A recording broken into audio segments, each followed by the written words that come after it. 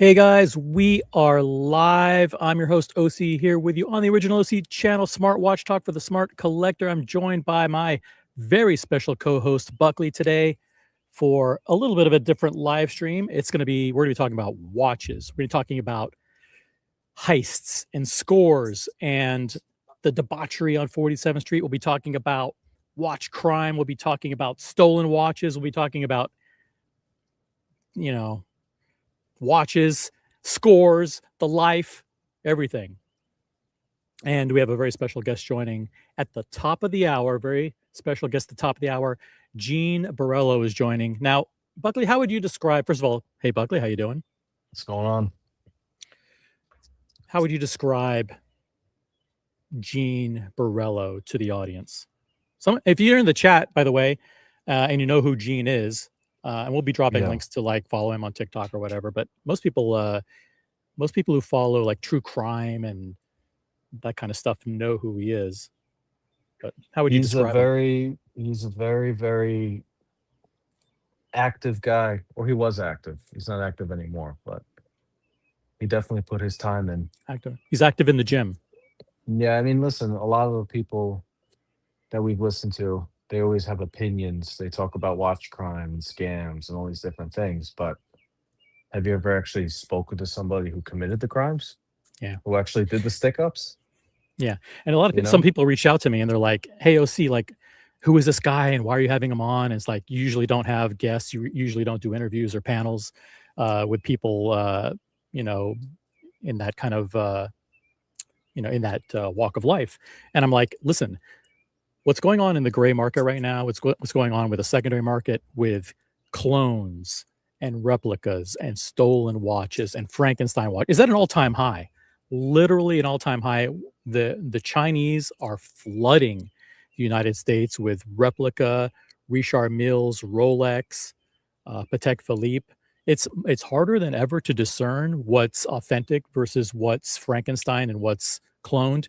And what we wanted to do is like, is there somebody that we could talk to that knows about this stuff, who not only knows, but who is intimately involved in some of the inner workings and some of the shenanigans of what it's like to, what it's like to be involved in that kind of stuff. So that's why we're doing a very special show like this.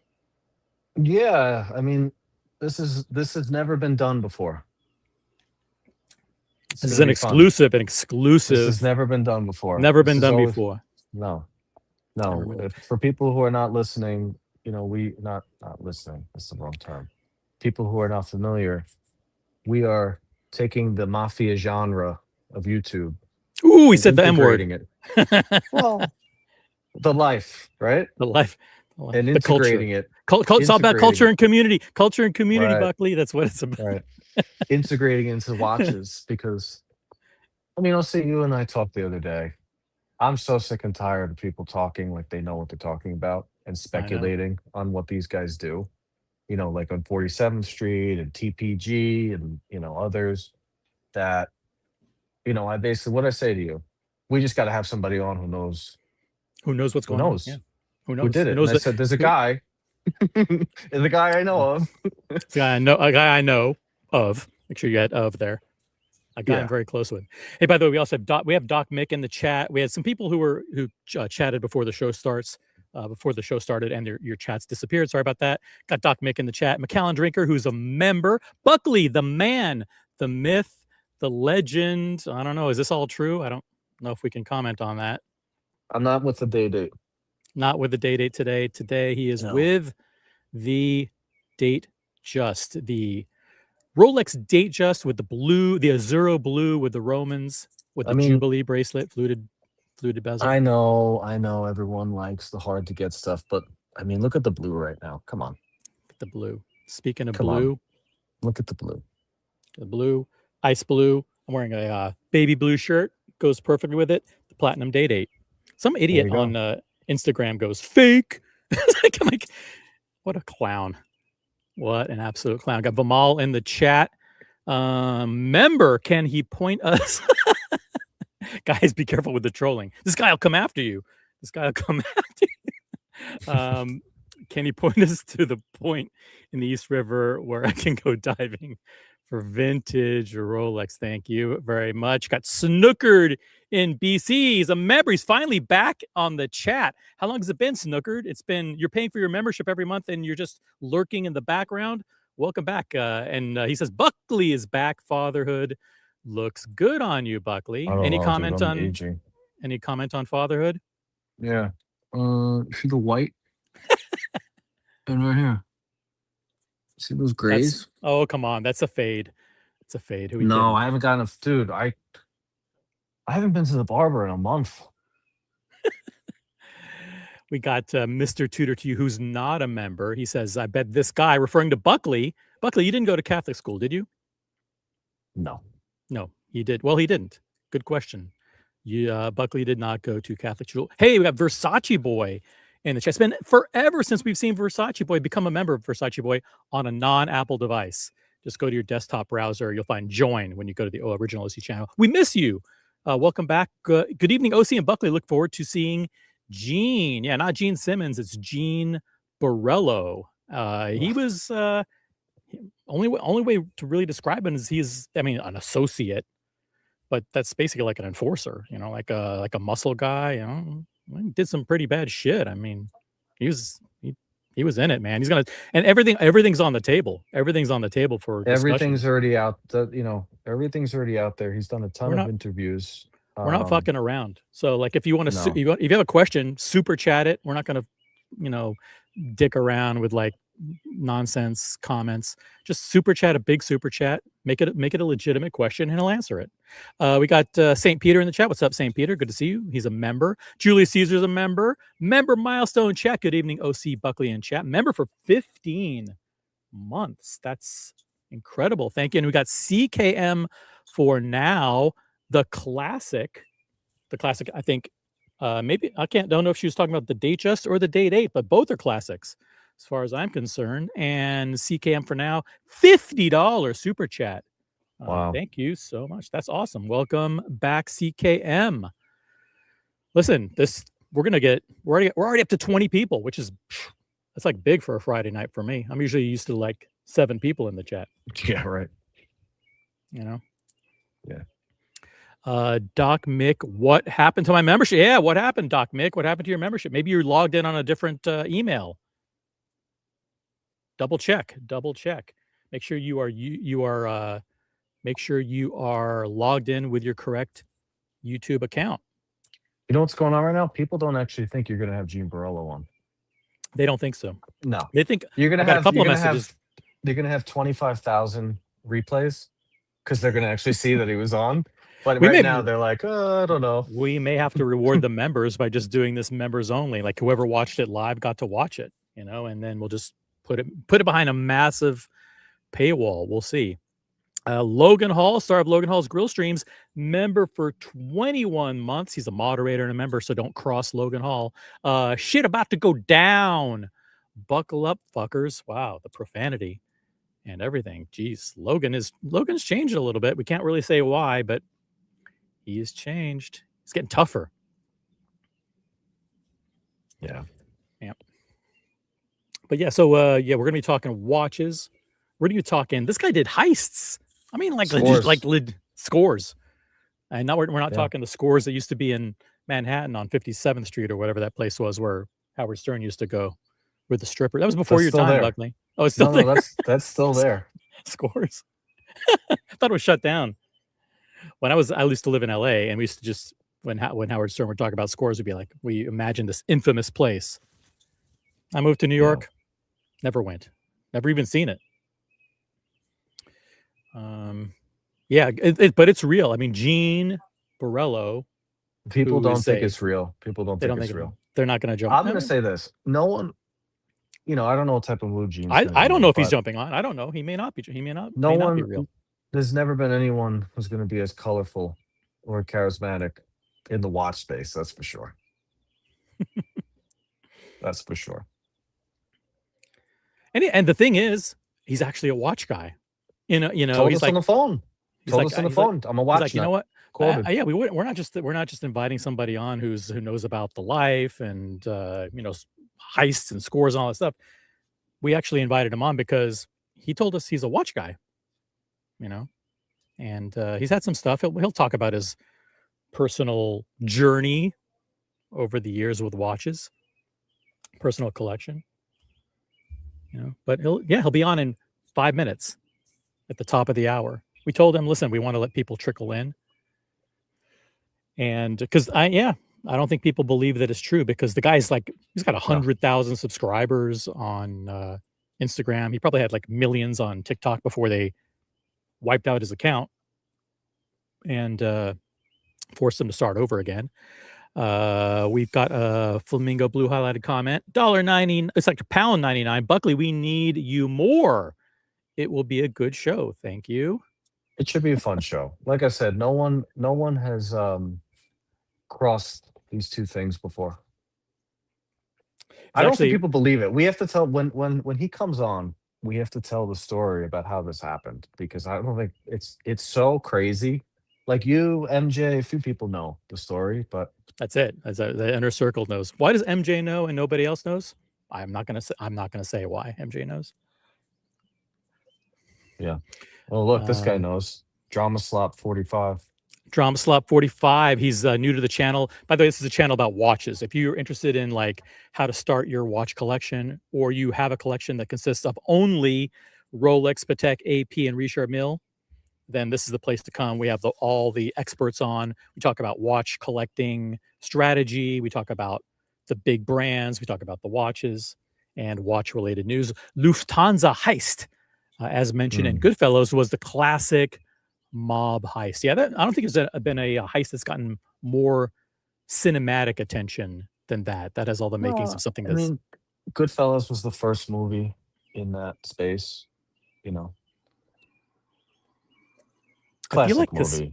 I feel like Casino gets played more, like on the channel, more than Goodfellas does.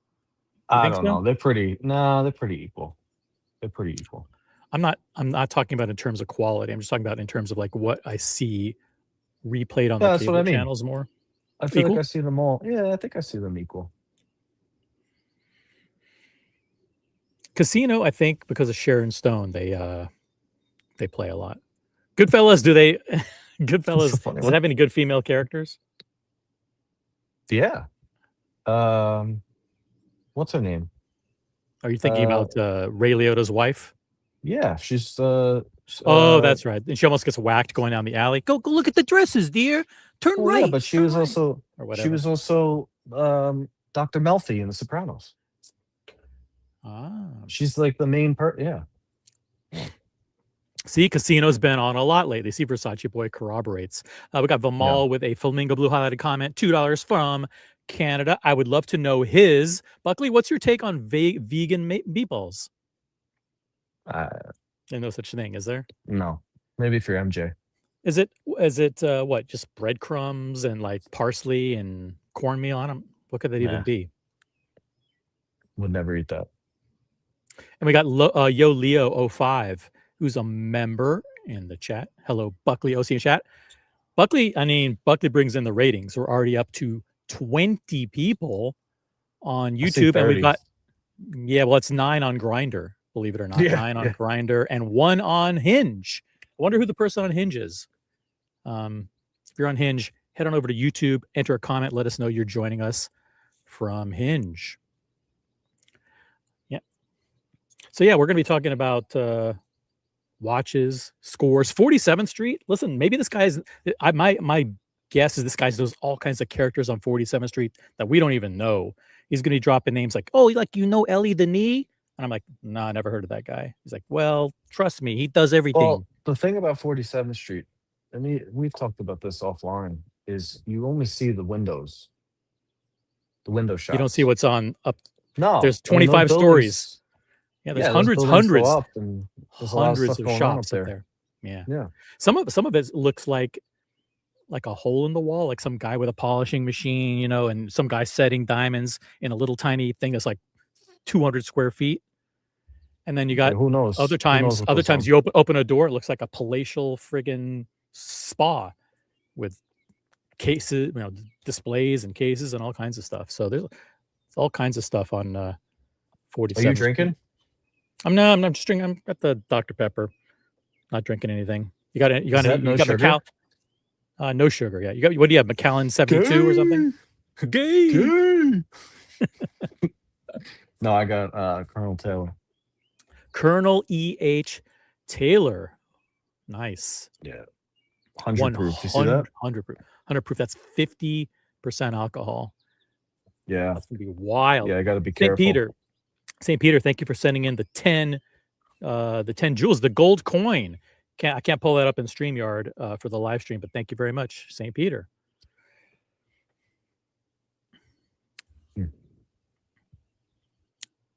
Buckley, monitor the WhatsApp, see if there's anything going on there. So see if he's having any issues or anything. But we expect Gene Borrello. It's funny, I can't really introduce him because I don't know how to introduce him. I'm scared to I know he's a podcaster now. He's a lifestyle personality. I'm not sure how to really even describe. Oh, he's a straight talker. He's a straight talker. A lot of guys fluff it up, and he just comes right out with it. There's not a lot of people who do that.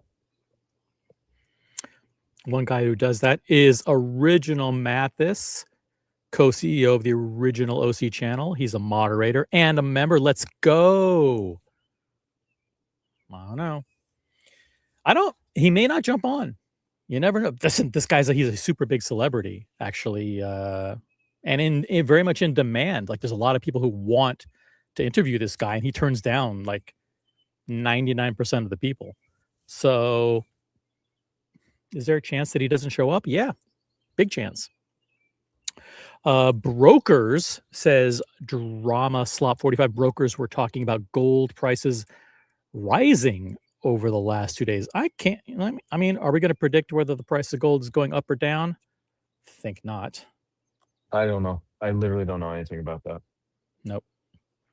I don't monitor that. All I know is that prices of watches seem to be going up. And we've had independent reporting from watch charts over Q2. Watch prices are kind of creeping up across the board. Apparently, Watches of Switzerland had a rebound. Yeah, Watches of Switzerland doing well. Apparently. Yeah. Uh-oh. Let's see if he's ready. This could be him. Here he is. It's the one, the only. Hey, what's going on, guys? How are you? Not too much. We have 40 people watching, and these are 40 hardcore watch collectors and I expect it to double fans. or triple. Yeah. Double or triple. What's going on, man? What's going on? Gene, welcome to the show. How would you describe yourself? How would you introduce yourself to the audience? I mean, they know me. You can anyway, so many different ways. I mean, listen, some may not. I mean, Gene, we spoke on the phone briefly, but I know you because I've been following that genre my whole life. But on the side, I've been following the guys, But yeah, I mean, Gene was associated with the Bonanno family. He did a lot of hardcore work in the early 2000s. Mid 2000s too, I'd say, right? Yeah, mid 2000s. Well, yeah. There's a lot of guys on YouTube. How's that possible? You look like a young guy. What were you, 12? I know. I started off at with the mob. I started off at tactically 16, but I was really with them at 18. You know what I mean? So wow. Yeah. I was born into it, born around it my whole life. So yeah. So in Queens. Yeah, Howard Beach, Queens. I was born in Canarsie, Brooklyn, and raised in Howard Beach, Queens. Yeah.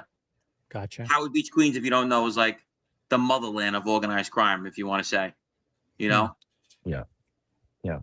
And my point here is there's a lot of guys that are on YouTube that are faking it, that are talking, and it comes out later when you do a little bit of research that they never did anything. They were just looking for attention. Right. But Gene was Gene. What you said is so true because I'm still here 7 years later, and I can never be exposed because I was so legit. They try to find things, but it's too much proof of what I was. Guys come on here that are fake, they get exposed. We pull them out, and they don't come around no more. You know what I'm saying? No, they were looking for attention. But Gene definitely. I've been following you since you were on Johnny A. Light show. Right. Yeah. You know, a Johnny while and ago. I Gene guess that was show. COVID, right? The Johnny and Gene show. We started it. Yeah, we started a nightmare, as the government Yeah. says. Yeah. That's when they all started popping off. Like it was you, and Yeah. then it was Sammy the Bull started doing one, which that's Yep. addicting. If you watch that, that's addicting to Yeah. watch. Absolutely. Michael Franzese, but he has like a Yeah. different take. You know, he's kind of like a gentleman, and he's got Older. his wine. Yeah, Past. Yeah. yeah. But the point is, funny story. So most of this chat, it's a lot of watch nerds. We're watch psychopaths. I know you said you're a watch nut, Yes. but in recent years, there's been a lot of scams. There's been a lot of crime. There's been a lot of nonsense going on. I don't know if you're familiar with TPG, Timepiece Gentleman, the guy No. who stole $5 million from everybody. No. Oh, wait. Uh, I think I do. I think I Anthony do know Ferrer. about it. Yeah, he Yeah. went to jail a couple of years ago. Um, but like I started getting sick and tired of it Wait, the because one with the one that did the fake concert thing?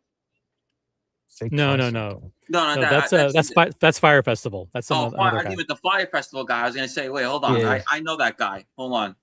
Yeah. a fire festival. Oh, I know what you're talking about. No.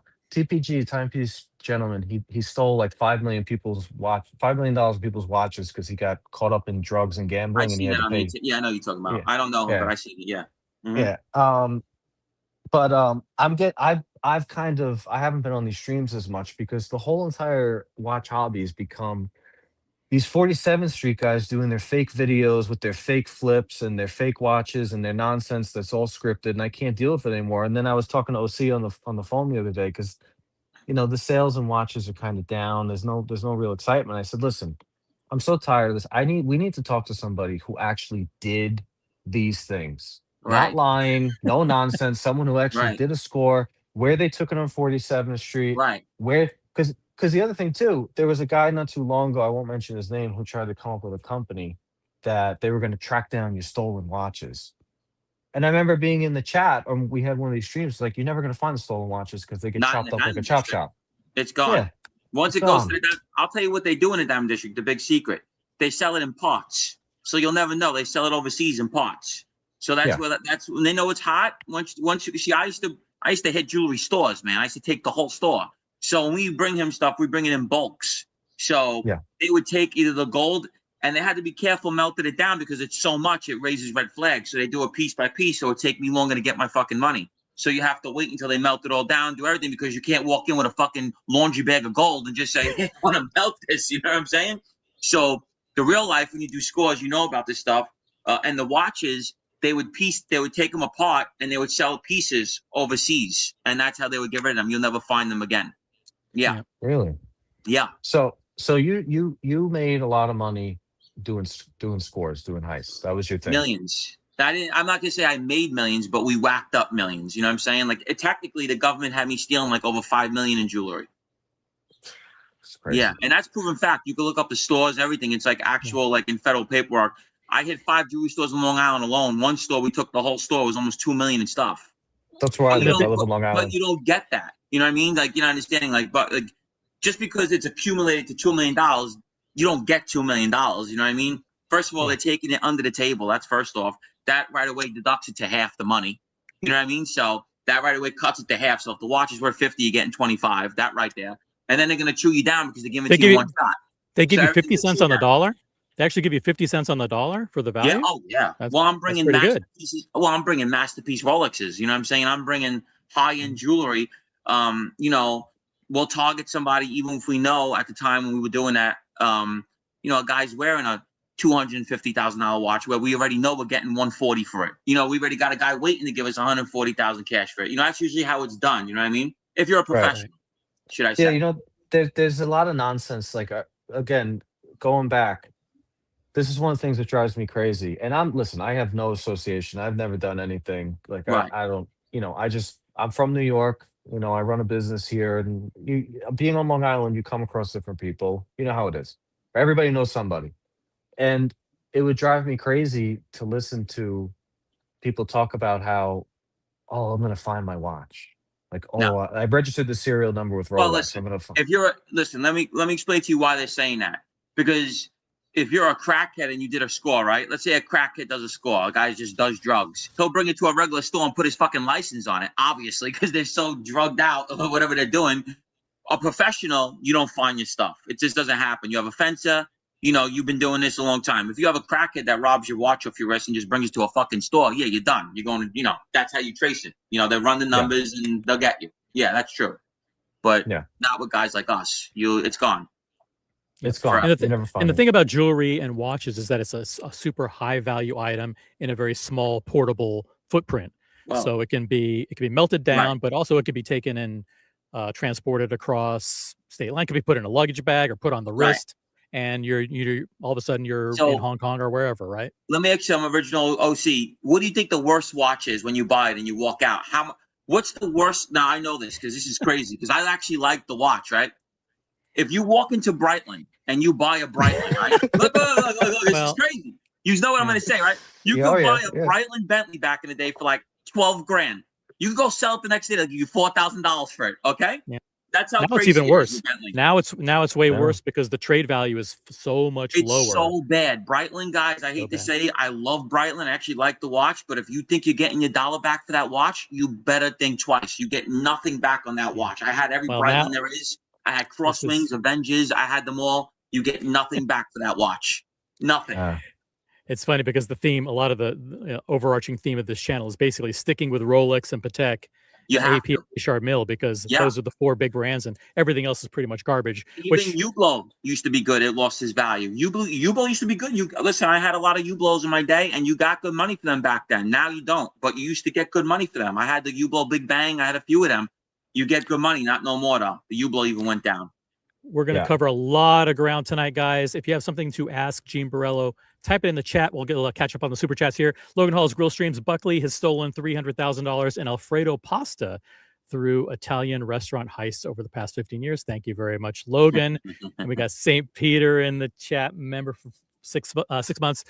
Gene, do you have any opinion or comment on the heavily armed robberies that have been taking place in Beverly Hills a few years back? Yeah, I know exactly about them. What happened was that was more during COVID, and it was getting so brazen, as you want to say, because during COVID, wood paddocks go up to like $350. I think they were at $350,000. So you're basically wiring a fucking house on your wrist. These guys are sitting outside restaurants during COVID. They're just running down on them in broad daylight, taking them right off their wrist. They don't even care. You're wearing a watch for 350 grand. You know what I mean? And these guys are able to wear masks now legally. And now they're just basically running all over the place and just doing that stuff.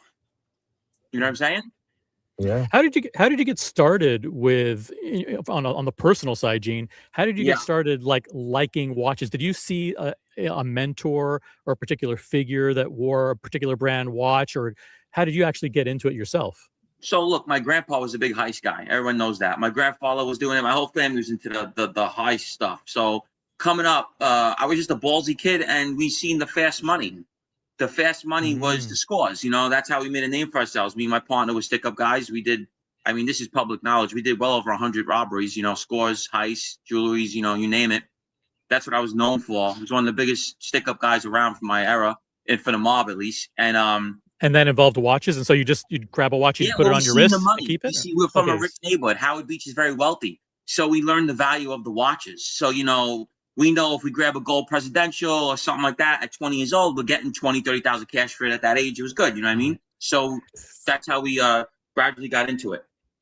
It's funny because a lot of the dealers now, these social media influencer dealers on TikTok and whatever, they don't know anything about watches. They got into it because the same reason. Like, I don't even, I just see like money, and I can buy something for 10, sell it for 10.5. I can buy something for 14, sell it for 15. You just walk it down the street, and that's what you're doing. They're doing the fast flips. Gee, fast flips. It's bullshit though. Yeah, the Diamond District, they're all crooks. We know that. The guys I dealt with, listen to me. I'm telling you right now.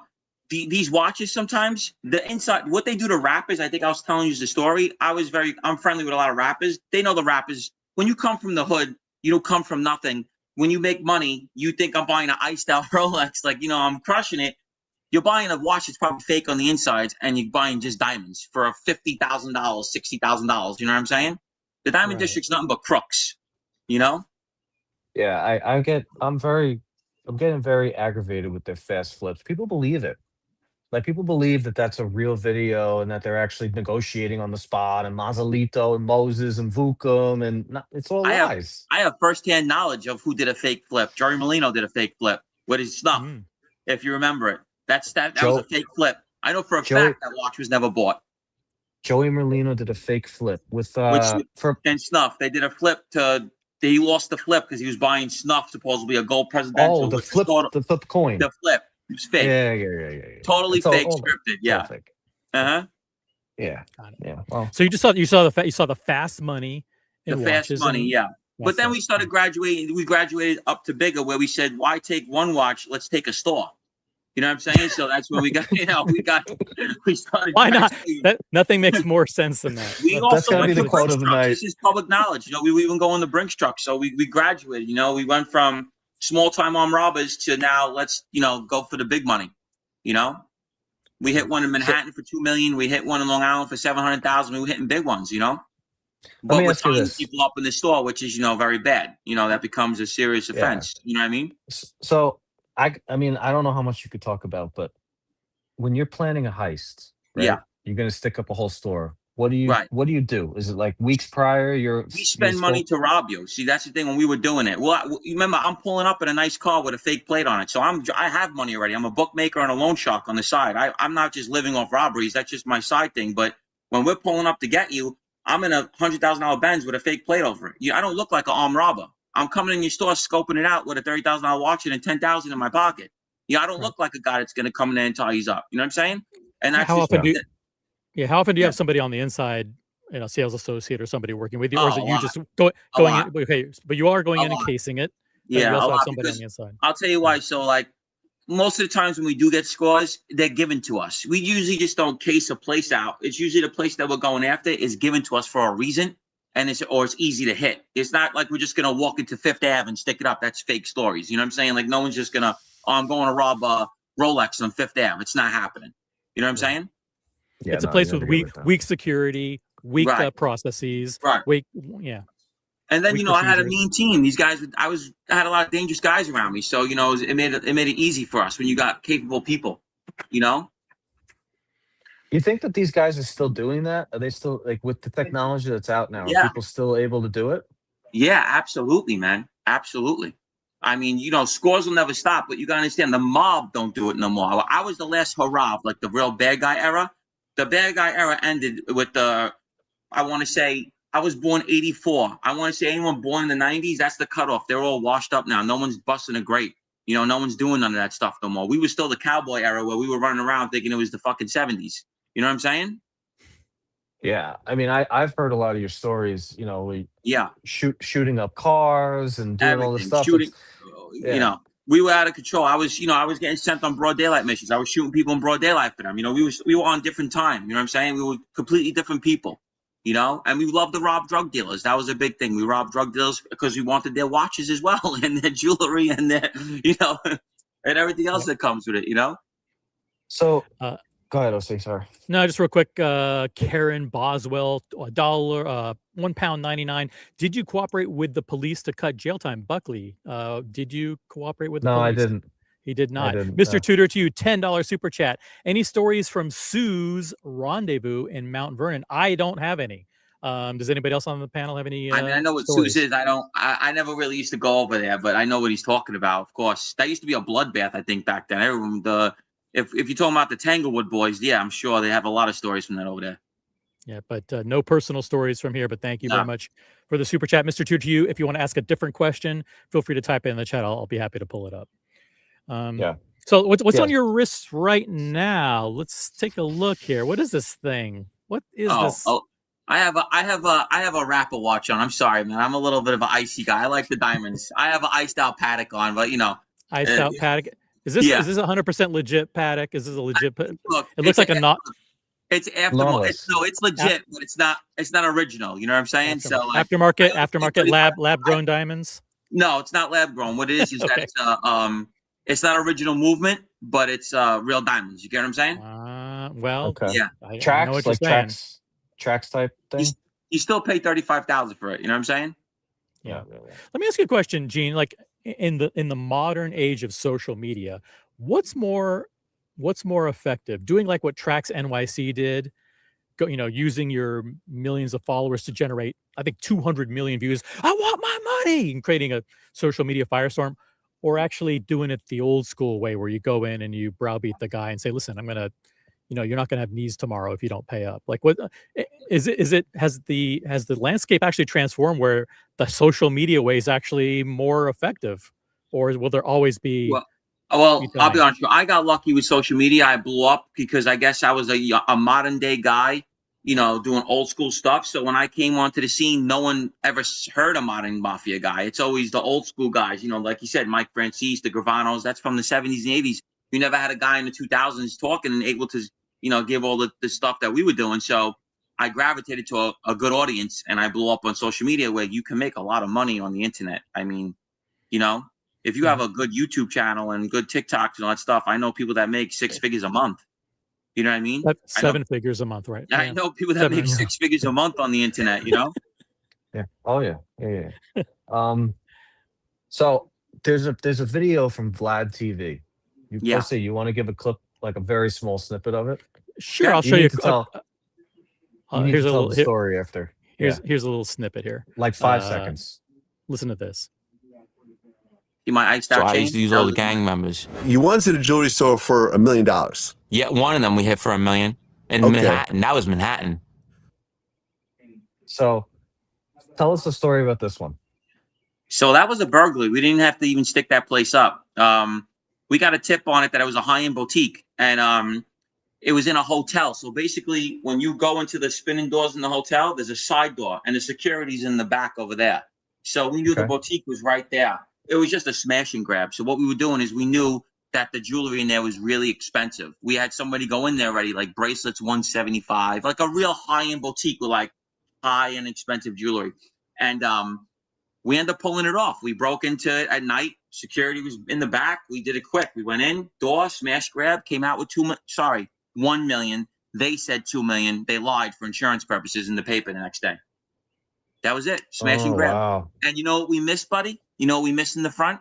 Because it was 2005. I didn't know about missed all the Patek Philippe's with the bands on them, rubber bands on them, the leather bands. I think I know what store this is. Are you serious? 2005 in Middle Manhattan. Up Midtown? Yeah, boutique. Yeah, I think listen, anyone put 2 and 2 together, high-end jewelry, Patek Philippe, Midtown, you'll figure out what it is. I'm not gonna say. Let's see how smart people are. That was the paper, and I pled guilty. I pled guilty to that. That was one of my charges. That was proven. Everything I say is proven, and in documents. You can look it up on Google. You know what I mean? Gene, tell us about 47th Street specifically. Like, do you have particular people that you know and you go to? Like, what's your opinion of the whole scene that's going on there? Listen, I used to deal with the guy. I was cool with Aviani. I still, I'm still friendly with him. I was cool with what the fuck is his name? Dave, the one that was in the movie from Diamond with Adam Sandler. With Greg. Uncut Gems? Greg, yeah, I was cool with Greg. I used to get my watches off Greg when I was younger. All corrupt on that block. Yeah, Greg, yeah, I used to get I knew him very well. That street, listen to me. I could go there anytime I want, and I literally just show them, and they would like, just come on. They already know the deal. They don't care. They don't give a fuck if it's hot. They don't give 2 shits. They're taking that watch and they're getting rid of it, and they're giving you usually half of what it's worth. That's how I always got it.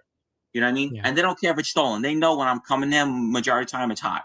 You know what I mean? So they take it, they go, and they'll even hustle sometimes. They'll take it from me, and they'll go store to store and see what they could flip it for. You know what I'm saying? The whole thing's like it's the whole thing's just a scam down there, bro. They don't give a fuck, Yeah, it's gotten really out of control to the point where fakes are slipping through.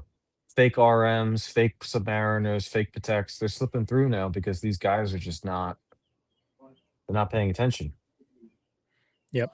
And it's becoming more and more pervasive. The shipments of replica RMs.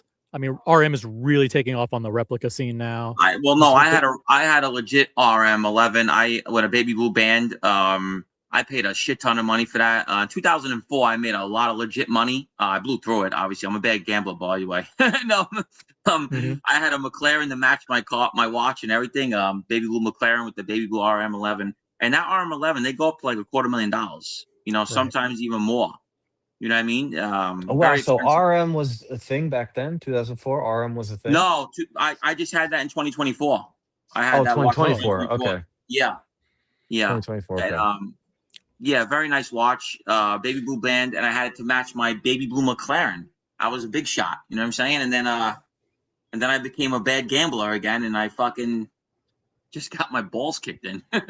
That's all right. I lost a little bit of money on the Knicks, even though they won the whole thing. I can't help myself, man. I got really crazy with the gambling again. I went really, really haywire. Really haywire. Most of the time when guys get in trouble, it's because they get overextended in gambling, right? They're over leveraged. That's a big finance term, but basically, like, they end up trying to cover their losses, and they're get overextended. This is what you just said is true, because when you lose some money, you're like, oh, I'm going to make it back. I got money to weather the storm, and then you bet bigger, and then you see in a matter of 2 weeks that you just lost a couple $100,000, and now you're ready to fucking jump off a bridge. You know what I'm saying? You know, that's what can happen very easily. You know, if you're a bad gambler and you chase. You know, I see it did happen. Yeah, that's why I asked you before if you knew of TPG, Timepiece Gentleman, Anthony Ferrer. He that's what happened to him. He was a watch dealer.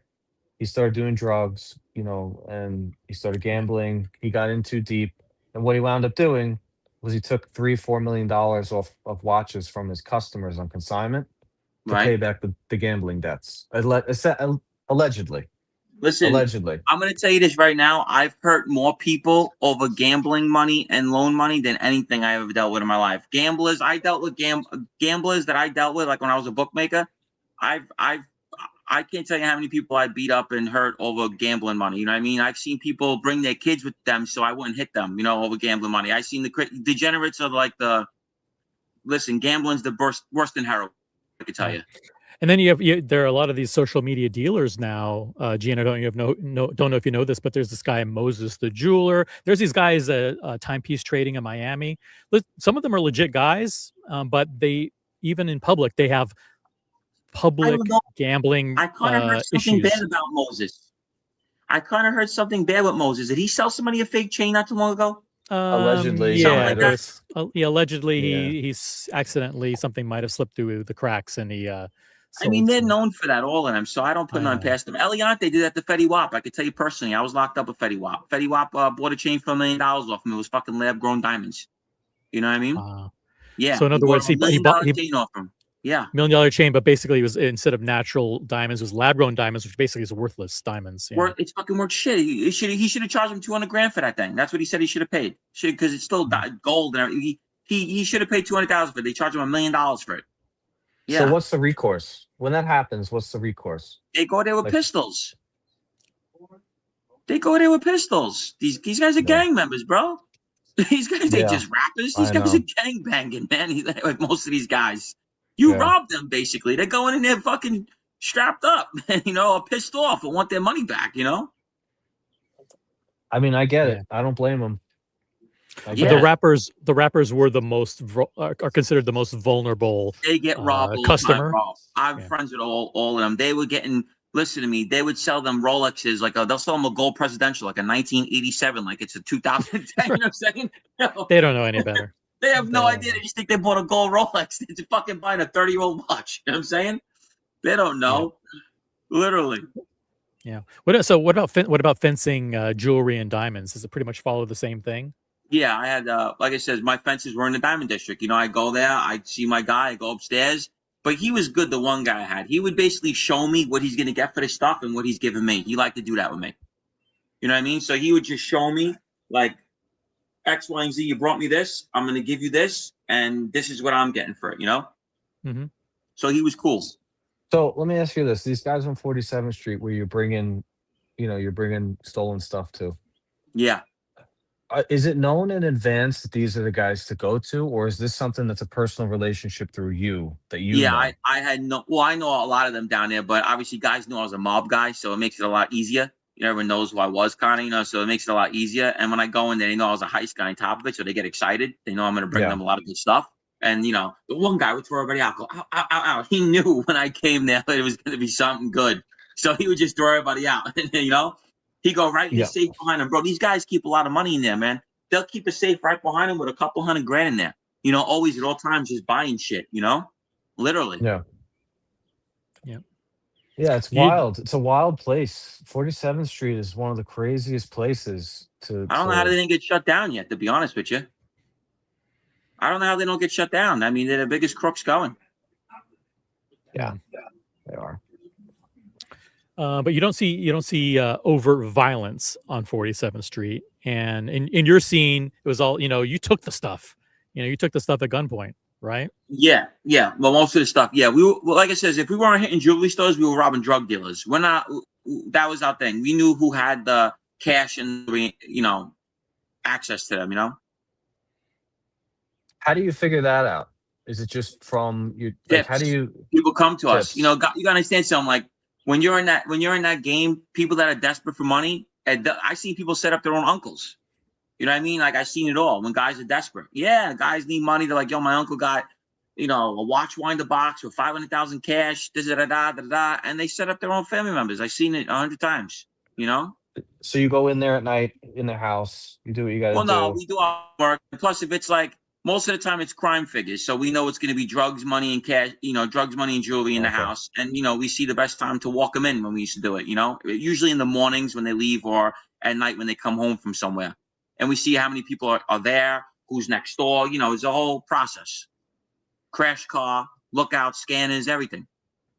Did you get like you did it because you were part of that world and you have to earn, right?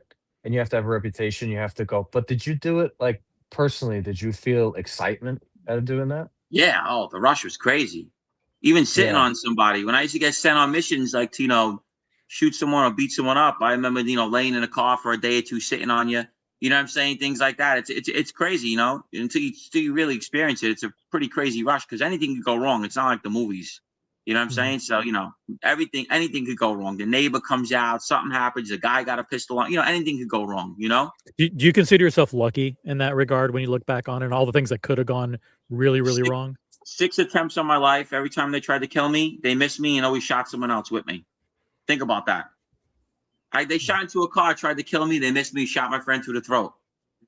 And they were firing at me at the car. I just got lucky. They tried to kill me in front of my house, the Albanians, with a shotgun. They blew a fucking Mossberg in my face. They didn't hit me. I shit and pissed myself, froze up. I thought I was dead. They didn't get me. You know what I'm saying? I've been through hell and back, bro. I know the game. They shot my house up with a machine gun, 30 shots into my window. And that's in the outside world. You did time inside as well, right? Oh, forget it. Inside was even crazier. Yeah, man. Tell us about that. The first time you went inside. I was always in Rikers Island. If anyone knows about that, it's the worst experience it could be of your life. You know what I mean? You see, makes you or breaks you, and really rough spot. How old were you? How old were you when? First time I hit the island, I was 18 years old. I had no bail, kilo cocaine charge. Me and my grandfather, A1 felony, no bail, and I ended up doing a couple of years on that, and then got out, shot somebody in a bar, did 3 to 6 years for that, and then came home on that. And then what was that dispute about when you shot my somebody? Father, the guy hit my father in the head with a hammer. I went there and lit him up in a bar, did 3 to 6 for that, and then I came out on that, and then I did 6.5 years straight on that, and then I was I did about 13 years total. Ooh. You seem like you look like a young guy. You look like you're in good health and good spirits, but that's over for you. Oh yeah, this is all I got now. Or is there something in the back of your head that tries to pull you back in? No, I would never. I listen. Anything for me is a life sentence. I am a career criminal. I have felonies. I've copped out to the worst charges. You know what I mean? If I punch someone in the face, I could get 10 years. I'm a violent, habitual, repeat offender, so I cannot have no violence. All my cases were violence, so most of them are all convictions of serious offenses. You know what I mean? How is it having a personal life and a relationship with someone who's in the life, like that? Like, how do you friends and personal relationships? How do they deal with that? are there some people who are drawn to it, or some people are like, listen, I want to be crazy to be associated with this? No, they I love bet you it. women are drawn to it. No, they love it. I'll be honest, it's a total opposite, you know, because the mafia is glorified, and the guys I work for, you know, I work for a guy that did the Lufthansa heist. You know what I mean? So I work for a legend. You know, I work for Vinny Asaro and Ronnie Gialonzo. Ronnie Gialonzo is making $300,000-400,000 a month. He's one of the richest captains in the Bonanno family, and Vinny Asaro is a legend of the family. He's like a John Gotti for the Bonanno family, and that's who I was with every day. So it's a little different. I work for really serious, powerful people, and people glorify it. You know what I'm saying? But the people don't realize how mean these people are. They're not nice people. You know what I'm saying? They think like, oh wow, that's so and so. Like these guys are not friendly people. You know what I'm saying? So they have the misconception of how these people operate. You know, it's a very dog world, and you know, then they're not good people. You know, that's what I try to tell people. You know, the kids. Would you say? Do you characterize yourself as a good person? No, I wasn't a good person. I was a really dangerous guy in the street. I was carrying guns every day. You know, we were on, you know, different kind of time. We were very, very, you know, we didn't bother innocent people, but, you know, we weren't friendly really, you know? Yeah. Yeah, it's totally different take that we're getting right now, because it's always the 47th Street guys and the victims talking, because there's been a lot of people that have been stolen from. And these victims just, you know, I have a little bit of like, compared to you and people that you know, I'm like probably vanilla ice cream. But compared to OC and some of the other people, I'm kind of more colorful, right? So like, I get made fun of on the side by a bunch of guys that are all from around the country, because they're like, "What's wrong with you?" I'm like, "It's a New York thing. I don't know. I'm a little retarded."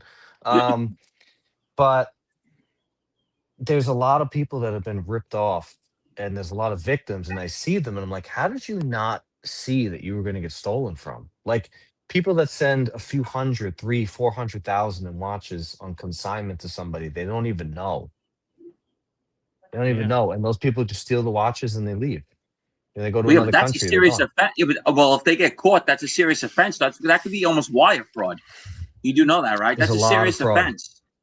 There's a lot of fraud. But these guys don't realize how serious those charges could be if they, you know, they do that. I know guys that got locked up for that. That's by the, I forgot what the charges. But it's felonies. These are felony accounts that they're doing. Wire fraud is basically what wire fraud and bank fraud. By the way, the jewelry and watch up to 20 years in prison. Really? Yeah, the jewelry and watch industry operates a lot like you know, like a lot like, you know, the world that you're in the sense that it's trust and loyalty are everything, right? And once you break it, you know, you're supposed to be policed internally, right? You know, but at the end of the day, if somebody makes off with $5 million worth of watches and then leaves to wherever, you know, no one's not easy to sell. You know, like I said, and people got to understand that. Like, they think like, if you don't have somebody taking that stuff, you can't just have fucking, you know, watches everywhere and bringing them in. You're gonna go to jail. You have to have someone taking this kind of stuff. You know, especially if you hit certain watches. If you're robbing Richard Milles, you can't just go and sell a fucking Richard Mille anywhere. You know what I'm saying? You got to have somebody taking that. You know what I mean? You can't just walk into. They're gonna know. Like, some Richard Milles are custom. You know the game, obviously. You can't just walk in and sell anybody a fucking Richard Mille in a jewelry store. You know what I'm saying? No. Right. So most of the time when we used to do it, we already had it pre-planned. We knew where it was going. We knew who was taking it. You know, we had it all mapped out already. We have 100 people in the live audience. We have Gene Borrello. Super chat your questions. Everything's on the table. He'll answer anything, guys. Well, maybe he will. Yeah, just super cool. Absolutely. Be cool. Super chat your questions. Cool. We don't know how long we have him, so he might be on all night. He may be on 5 more minutes. You never know. So let me super chat. I'm chilling, man. Chilling on a Friday night. So what do you typically do on a Friday night like this? Well, right now I'm on a little bit of a curfew situation, so I can't go out past 8 o'clock right now. So Gotcha. Yeah. So I'm kind of stuck in the house. Do you have an ankle monitor? Yeah. So that's you're on probation for how long? I don't know. I've been on it 16 months already. I'm waiting for this shit to come off me soon, hopefully. Miami's very strict for nonsense, should I say? You've relocated to warmer pastures. Yeah. In Florida. Don't have to say exactly where, but cool. Yeah. Raf C is in the chat. Just became a member of the original OC channel as a campaign senior consultant. Welcome and thank you very much. If you have questions for Gene, I see a good question up here. We'll just pick it out. We'll pull it up. G and Al, with these guys, this guy has to be one of the guys that watch me. Aside from Ronnie G and Al, which guys had the biggest crew in your area, Gene? So yeah, you're right. Those are the two powerhouse captains. One was Gambino, one was Bonanno. I was supposed to be with Al originally. That's Ronnie One-Arm's son. The biggest crew I would say besides them would be in our area. Oof. I don't know. That was the two biggest crews. I would have to say maybe.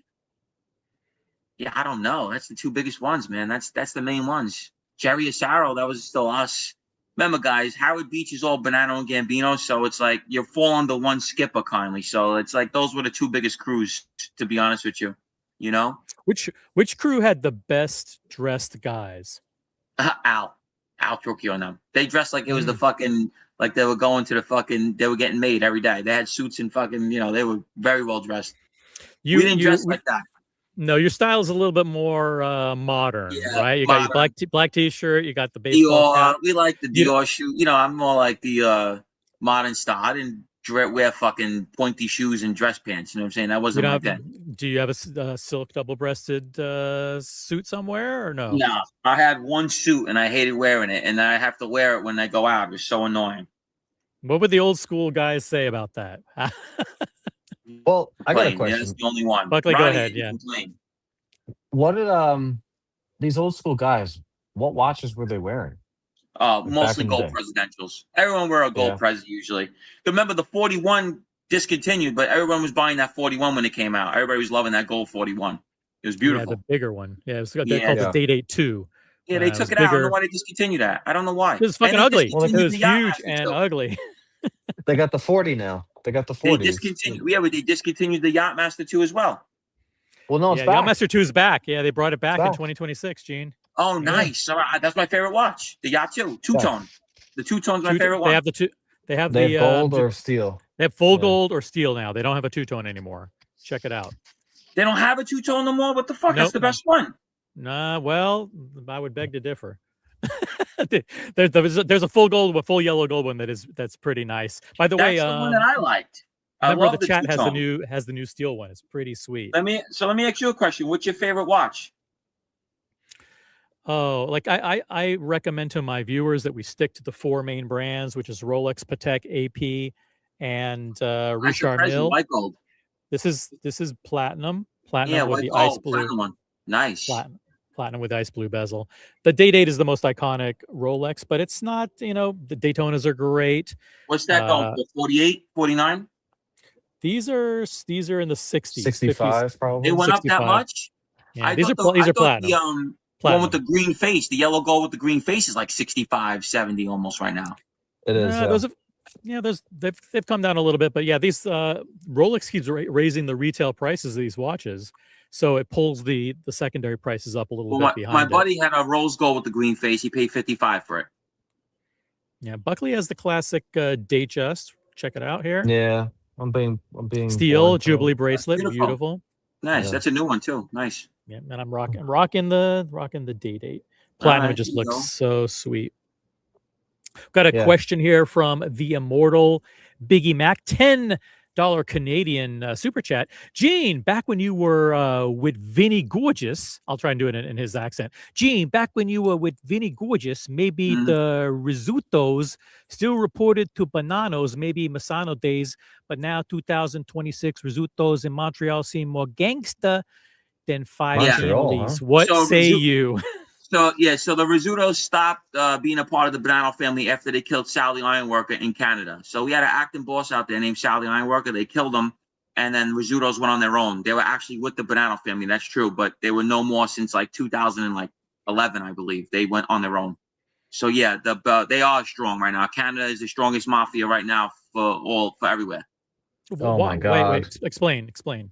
They're ruthless. They're just brutal still. They're like the old school. They're all the zips coming from Italy. They're all going to Canada, and they're just killing each other still. They're really bad over there. And there's no RICO law out there. There's no RICO. And they're brutal out there. They just killed the boss out there not too long ago. Machine gunned him in his car. Did Hector Bagan really have a wire on? Yes, he did. Yeah, I know Hector Bagan very well. Right here. Let's see. Hubert, yes, 73 of 71. Okay, thanks for the question. Hector Bagan was a real tough. He was a big score guy. You should get him on. He was robbing everything.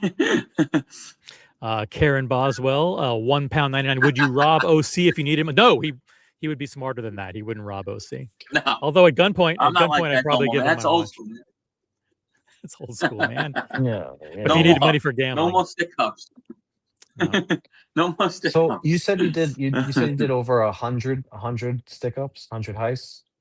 Like I said, if you want to verify everything I say, you go to pacer.com, all my stuff, you know, like I said, all my shit's legit. Yeah, I did well over 100 scores. Probably more than that. You know, I know, I want to say jewelry stores alone, I did about 12 of them. So Just how jewelry do stores you? alone.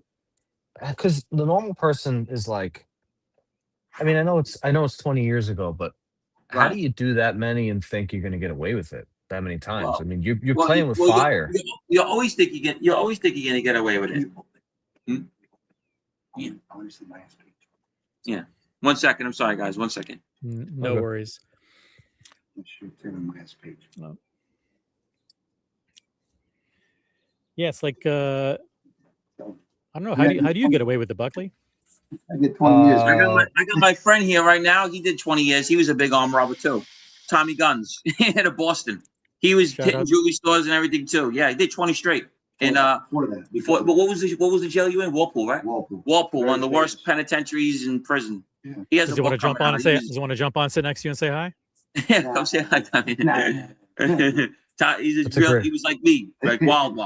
But Tommy Guns. we're Tommy retired Guns from now. Boston. You know what I'm saying? Yeah. We're washed up now. I did 19 out of 20 years 19 out of 20. Goddamn. for jewelry heist. Yeah, he was a jewelry store guy too. Let me ask.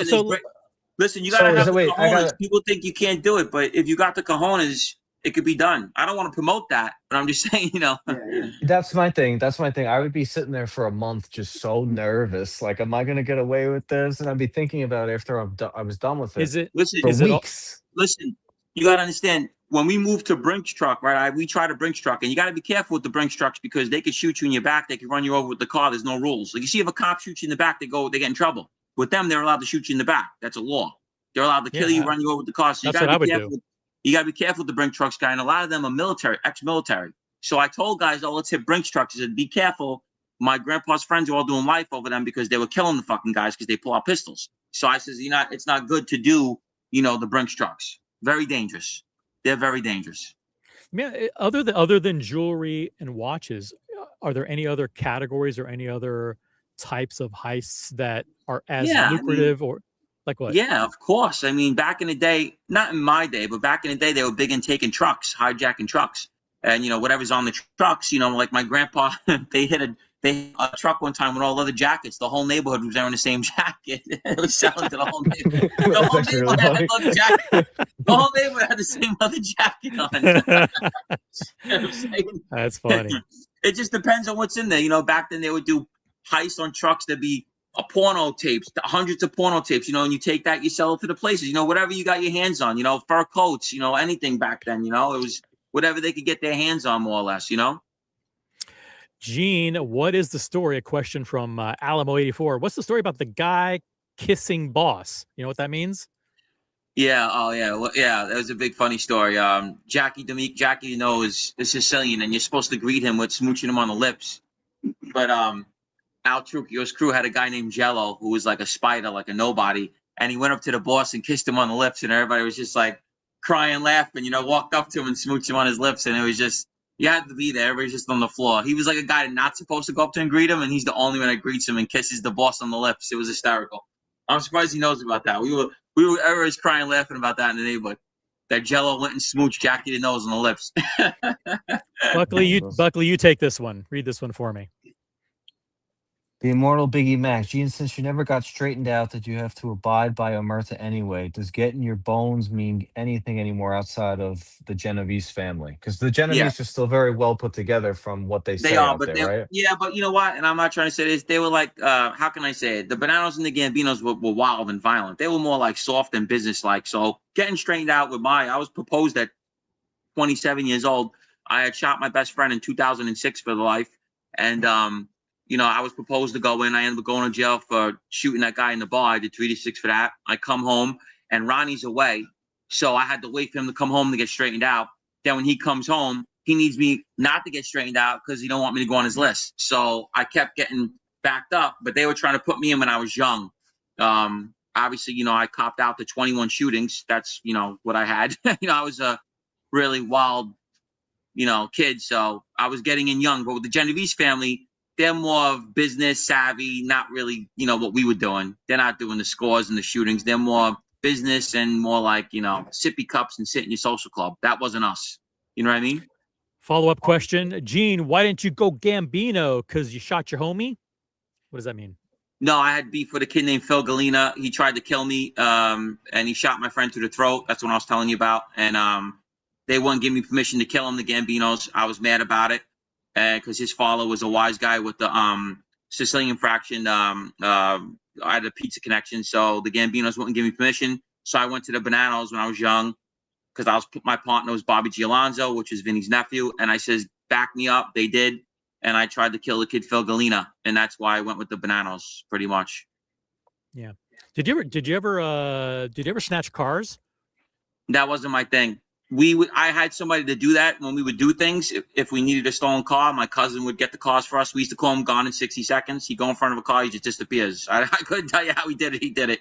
But we would stash our guns in the cars. We would, put stolen cars and then put all the guns in the car, to not keep them in the house.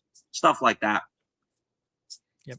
Guys, we got Gene Borrello on the panel. It's an exclusive live guest appearance. If you have any questions for Gene, super chat now. We'll stay on the air for a little bit longer. As long as he wants to go, we'll stick around, but super chat your questions and we will pull them up.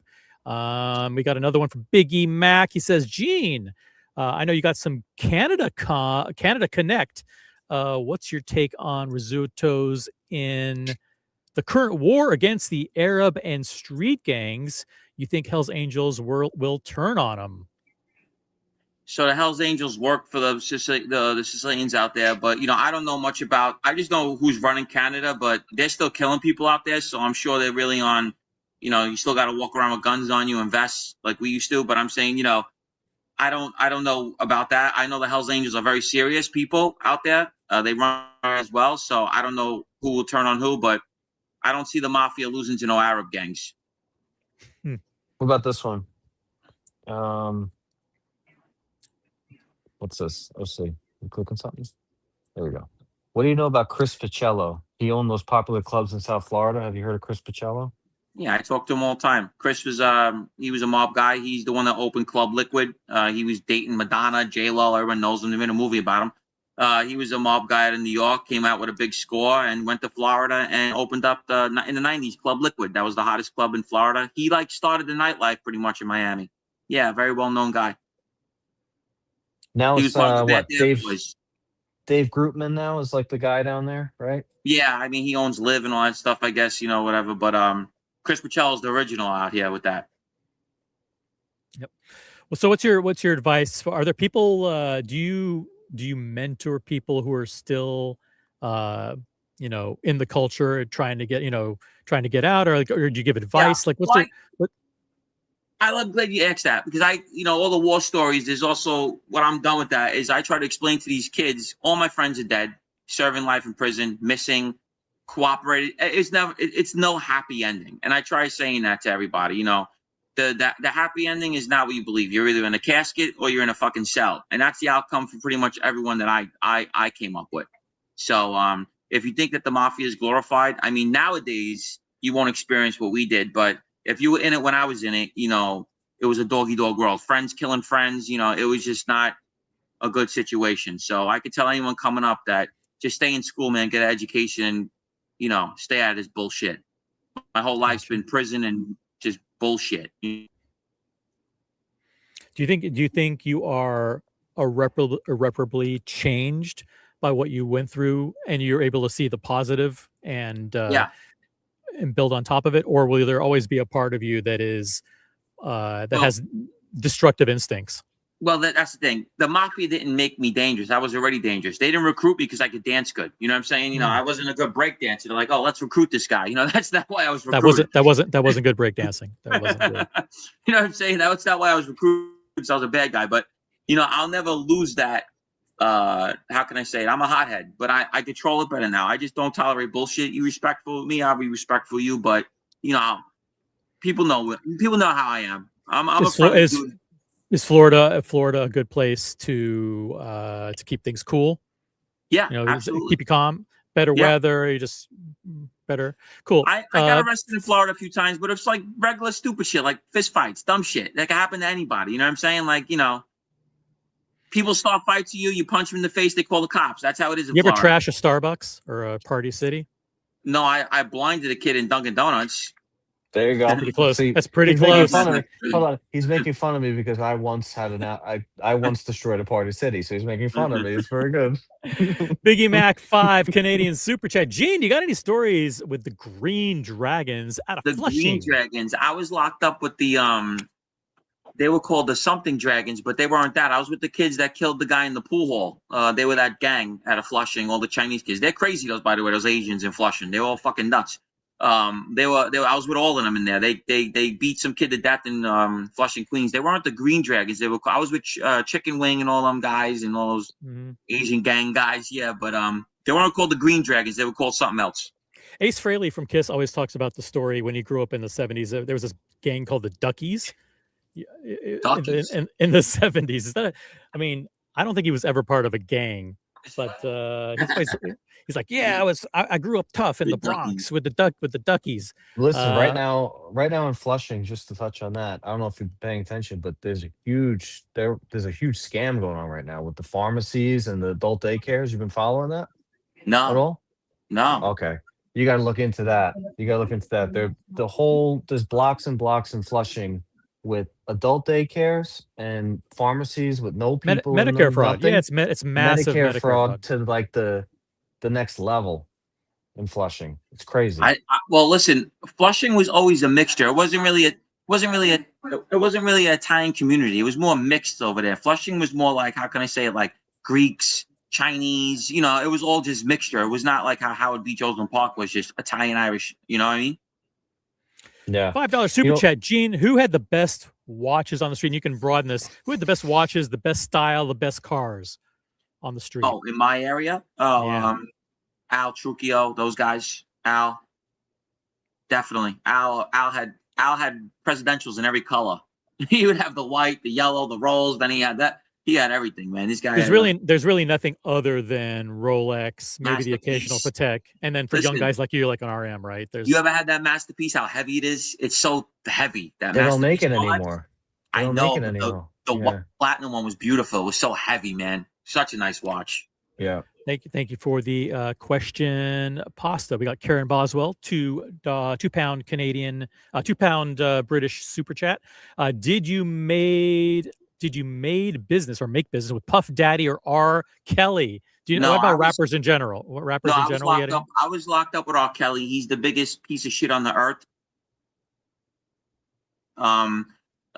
He's a sex offender, children.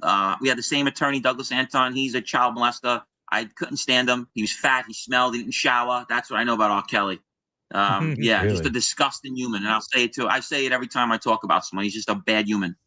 Yeah. Got Peeps in the chat. $2 super chat. What a great stream. Thank you very much. We got Gene Borrello here, guys. Super chat your questions. We'll get to as many of them as we can. 12 euros super chat from Raf. Can you please explain OC, Buckley, and Gene the story, how you met each other? It's pretty.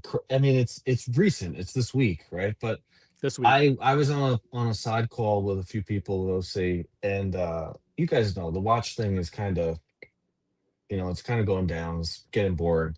And they were talking about something. They'll say, I don't know what you were talking about. It was something with 47th Street. And I was like, listen, I'm tired of this. We need to talk about what's actually going on. I'm tired of everybody lying all this. And everyone knows, like I told you before, I'm the colorful one of the group from New York. Everybody else is like from other places. So I was like, we got to get this guy. I said, OC, you got to get this guy, Gene Borrello. He did all the scores on 47. He did all the scores. He brought it to 47th Street. He'll tell it how it is. He doesn't lie. He actually did the thing. If you get him on your stream, I'll come on. Because I haven't been on your stream in, 6 months? Every piece of stolen jewelry I did, I brought this 47th Street. Every single one. Every single one went to them. Every single one went to the fucking Diamond District. And you're talking about, and I'm not exaggerating to you, I probably brought them millions. I didn't get millions of dollars from them, but I brought them millions of dollars worth of shit. You know what I'm saying? Well, this is the thing. This is the thing about 47th Street that drives me crazy.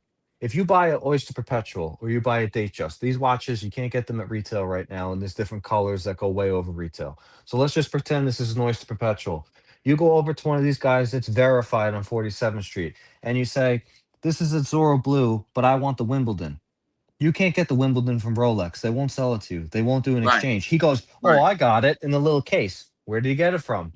He got it from a parted out Rolex that Gene stole at gunpoint and he bought, and he's never going to tell you that. 100,000,000%. Yeah. 100,000,000%. How about been this? Driving me crazy for years. I have a friend down there that I actually like. I'm not going to say his name. He didn't do nothing wrong. They actually got him. They gave him a Daytona, and he's usually smart.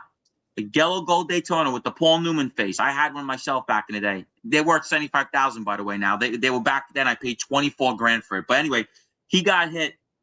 The gold was real. The movement. The gold was real. Everything. He didn't open it. The fucking inside was fake. The gold was real. Everything was legit. He got. They got him.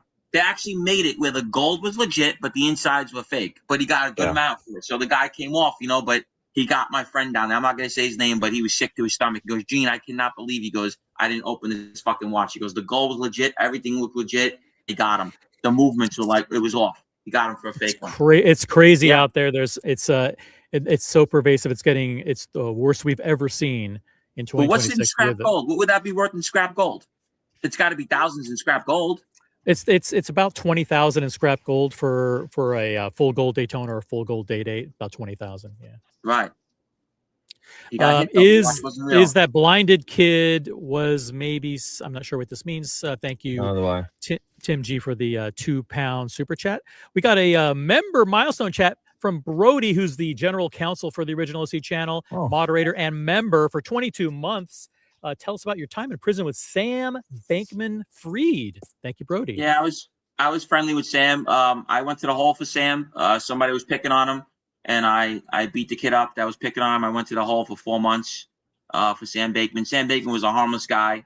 They were trying to extort him for $1,000. What goes through your head when you're doing that? Are you thinking, wait a minute, this Sam guy, he's a pretty big finance guy. So like, if he's I take weirdo, care of him, you gotta he's a meet weirdo. him. But are you so like, listen, if I take care of him, like we're both when we both are out, we'll no. I knew he was getting big time. When he came in there, I said, he goes, oh, I'm only gonna get 5 years. I says, buddy, you stole billions of dollars. You're going to jail for life. I said, what are you talking about? Like, what do you think you're getting? He's like, oh, 5 years. He says, who the fuck lied to you? I said, you're getting 30 years plus. That's what they gave him. You know what I mean? For some reason, they gave him like 31 years. Yeah. But you know who he got in a scam? He got Kevin O'Leary. Tom Brady. And guess who two of the biggest watch collectors are in the world? Kevin O'Leary, Tom Brady are probably top two. Probably right. Would you agree, OC? Kevin O'Leary right now is running. Not Kevin Tom O'Leary Brady, from Shark Tank. Tom Brady's not a legitimate. No. Kevin Tom O'Leary is a very well known collector. Everyone's looking at Kevin O'Leary like, oh, he's so good. Kevin O'Leary is an investor. He's trying to pump and dump these new nonsense independent companies. If you can't see that, you're an idiot. I don't know what to say because everyone always talks about Kevin O'Leary. Yeah. Listen, annoying. If you want to tell, I'll tell you a little secret about Sam Bankman. He drove a Toyota Camry and wore an Apple Watch. And he lived in a $20 million penthouse in the Bahamas, and he had a private jet. He didn't spend it on like clothes and jewelry. I was making fun of him. I'm like, bro, you driving a Toyota Camry, you were $20 billion. I'm like, come on, bro. And he wore holes in his clothes. Like he looked like Adam Sandler. You know, Adam Sandler dresses, walks around. That's how he walked around. You would never know he had money. And he has big curly hair, and he didn't shower. So wait a minute. Well, you got to shower in here. I'm like, go in the shower. You went to the hole for him, right? So you got in a fight for him. Right, you can look that ticket up. Yeah, the ticket's on public knowledge. Yeah, I fought the kid that killed. I fought the kid that killed DJ Khaled's nephew. DJ Khaled's nephew was killed in the Bronx. He got pistol whipped and robbed for his chain, and the gun went off and shot him. I fought this kid named Juice, and they killed DJ Khaled's wife's brother. I was in a high-profile unit, so I'm with all these people that are high-profile. So I ended up with this little crackhead that tried to extort Sam Bankman for $1,000. And I beat the shit out of him and hit him with hot pot water. And I went to the hole for 4 months. You hit him with hot pot water? Yeah, hot water in his face. Yeah. Oh, God. So this is talking second-degree burns, third-degree burns? Almost. I got him on his neck and everything. But he swung at me first. I knew what he was doing. I knew he was lining me up. So I had the water in my hand like I was drinking coffee, and I splashed him and beat the shit out of him. I went to the hole for 4 months. And Sam Baker didn't even look out for me, that fucking asshole. We have 137 people watching. We're on with Gene Borrello. He's a podcaster, motivational speaker, former guy in the life, and he's answering your questions. Super chat your questions now. We're live on the Original OC channel. So let me ask you, Gene, like, do you ever worry, like, if something happens to you, you're going in for life, basically, right? At this point? So like with me, they make everything hits the papers. Like I remember, listen how ridiculous they are. I caught a probation violation for like leaving the state without permission, and I wasn't allowed to have another cell phone, and I had the other cell phone. Why'd you do that? Why did you do that? Bro, I went to go visit somebody. Like literally, I left the state without permission. Like I forgot. Like big fucking deal. You forgot? You forgot. They had me on page 2 in the Daily News next to Donald Trump, bro. Come on, man. This big. I'm like, bro, like, come on now. Like, it's just ridiculous. You know, they glorify us. So anything we do goes right into the fucking paper. You know what I'm saying? All right, this is gonna be a fun one. Yeah, you already know. I see it. Come on, let it go. You say whatever you want. Skip intro. Gene. Skip intro. Who's a moderator? Who's I don't a moderator? Get you banned from YouTube. God. Yeah, he's a moderator and member for 14 months. Gene, can you say, Mom Donnie, thanks for being on the shows. Be safe, dude. You're spilling all the beans. Yeah, Mondani's probably the worst human on the planet right now. I don't want to get into it. I don't want to get you shadow banned, so I'm just going to leave that one alone. Well, I mean, I mean, is it you have a policy issue with some? He's just a douchebag. He's just a what's your policy disagreement with me? Well, I know you must have seen what he did last week. Now it's been retracted. But you saw what he did, right? Even in general, I just can't stand this guy, bro. He's just such a fucking clown, bro. But you saw what he did this week. Yeah.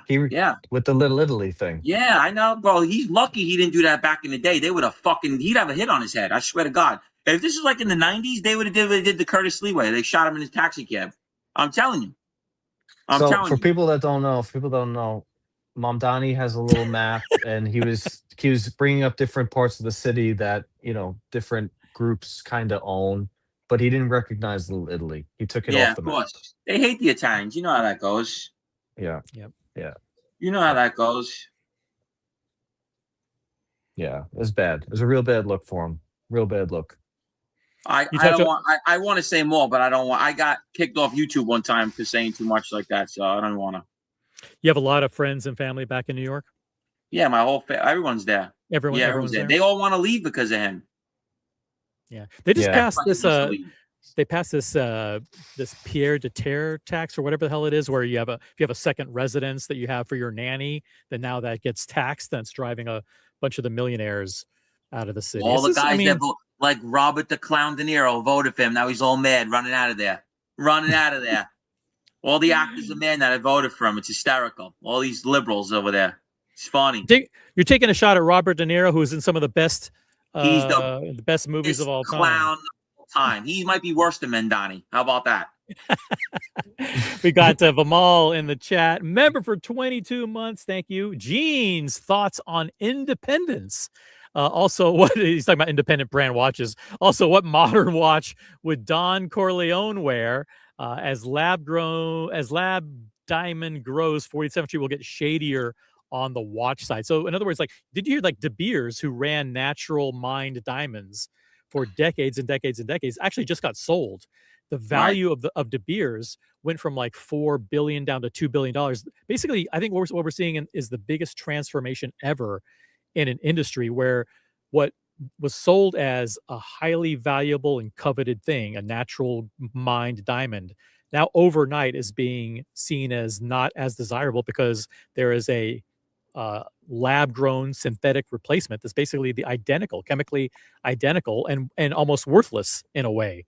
So dragging down the market of natural diamonds down to zero, where and the kids today, the young buyers, don't see the value in paying a 10x or a 20x premium for natural diamonds anymore. The only people who use natural diamonds are like people who can afford it, and then watch companies, Swiss watch companies, are still pretty much using natural diamonds. You could tell the difference on a watch, though. You can't tell on the chains. You could tell on the watches. You could tell a lab on the watch right away. You can't tell on the chains, though. Yeah. You I think know? only Breitling is using lab-grown diamonds. Actually, Rolex, Patek, and everybody else at the high end are still only using natural grown diamonds. Thank you very much, Vimal, for the question. I don't know if you have do you have a favorite watch brand you wanted to shout out there? It doesn't have to be an independent brand. My your personal favorite brand is Patek. Yeah, right now it's Patek. Patek's the nicest. Patek, I love it. No matter what it doesn't matter what generation you are. At the end of the day, Patek Philippe is the most iconic, think about how most sick collectible. people are when they bought it during COVID for $350, and that watch is only like $180 now. People Crazy. buy into the hype. People buy into the hype. You know, they buy what they. It's this whole thing. Me and OC joke all the time. We have a group to the side of like 15 people. Everybody wants what they can't have. That's all it is. Yeah. Right. That's all it is. I've had it all. I've had every watch there is. I used to get sick of things. Like I would have a watch, and then I trade it in and get a different one because I got sick of wearing that one. You know, that's how I get sick of things fast. Like I remember even when I had like the iced out Cartier when that was like nice, and then I'm like, I don't like this piece of shit, and then I went and got rid of it. You know, it's just like how I am. And I was like, oh, I don't want this. You sound as fickle as Buckley. Brody62, $5 super chat. What happened in the traffic incident that caused Vinny Asaro to order you to blow up a car? That sounds like a made up story. That can't be true. Nah, it's real. I was on the front page of the paper, man. That's true. That's a true story. Yeah, it's a true story. A guy Tell cut us him about off it. on the Tell us. A guy cut us off on the road, and well, not me. Cut Vinny off on the road, and Vinny wrote his plate number down. Vinny's a raving lunatic, and Vinny went to his dirty cop and had the cop run the plate from, get us the address, and we blew the car. Yeah, got the guy's car on fire from his house.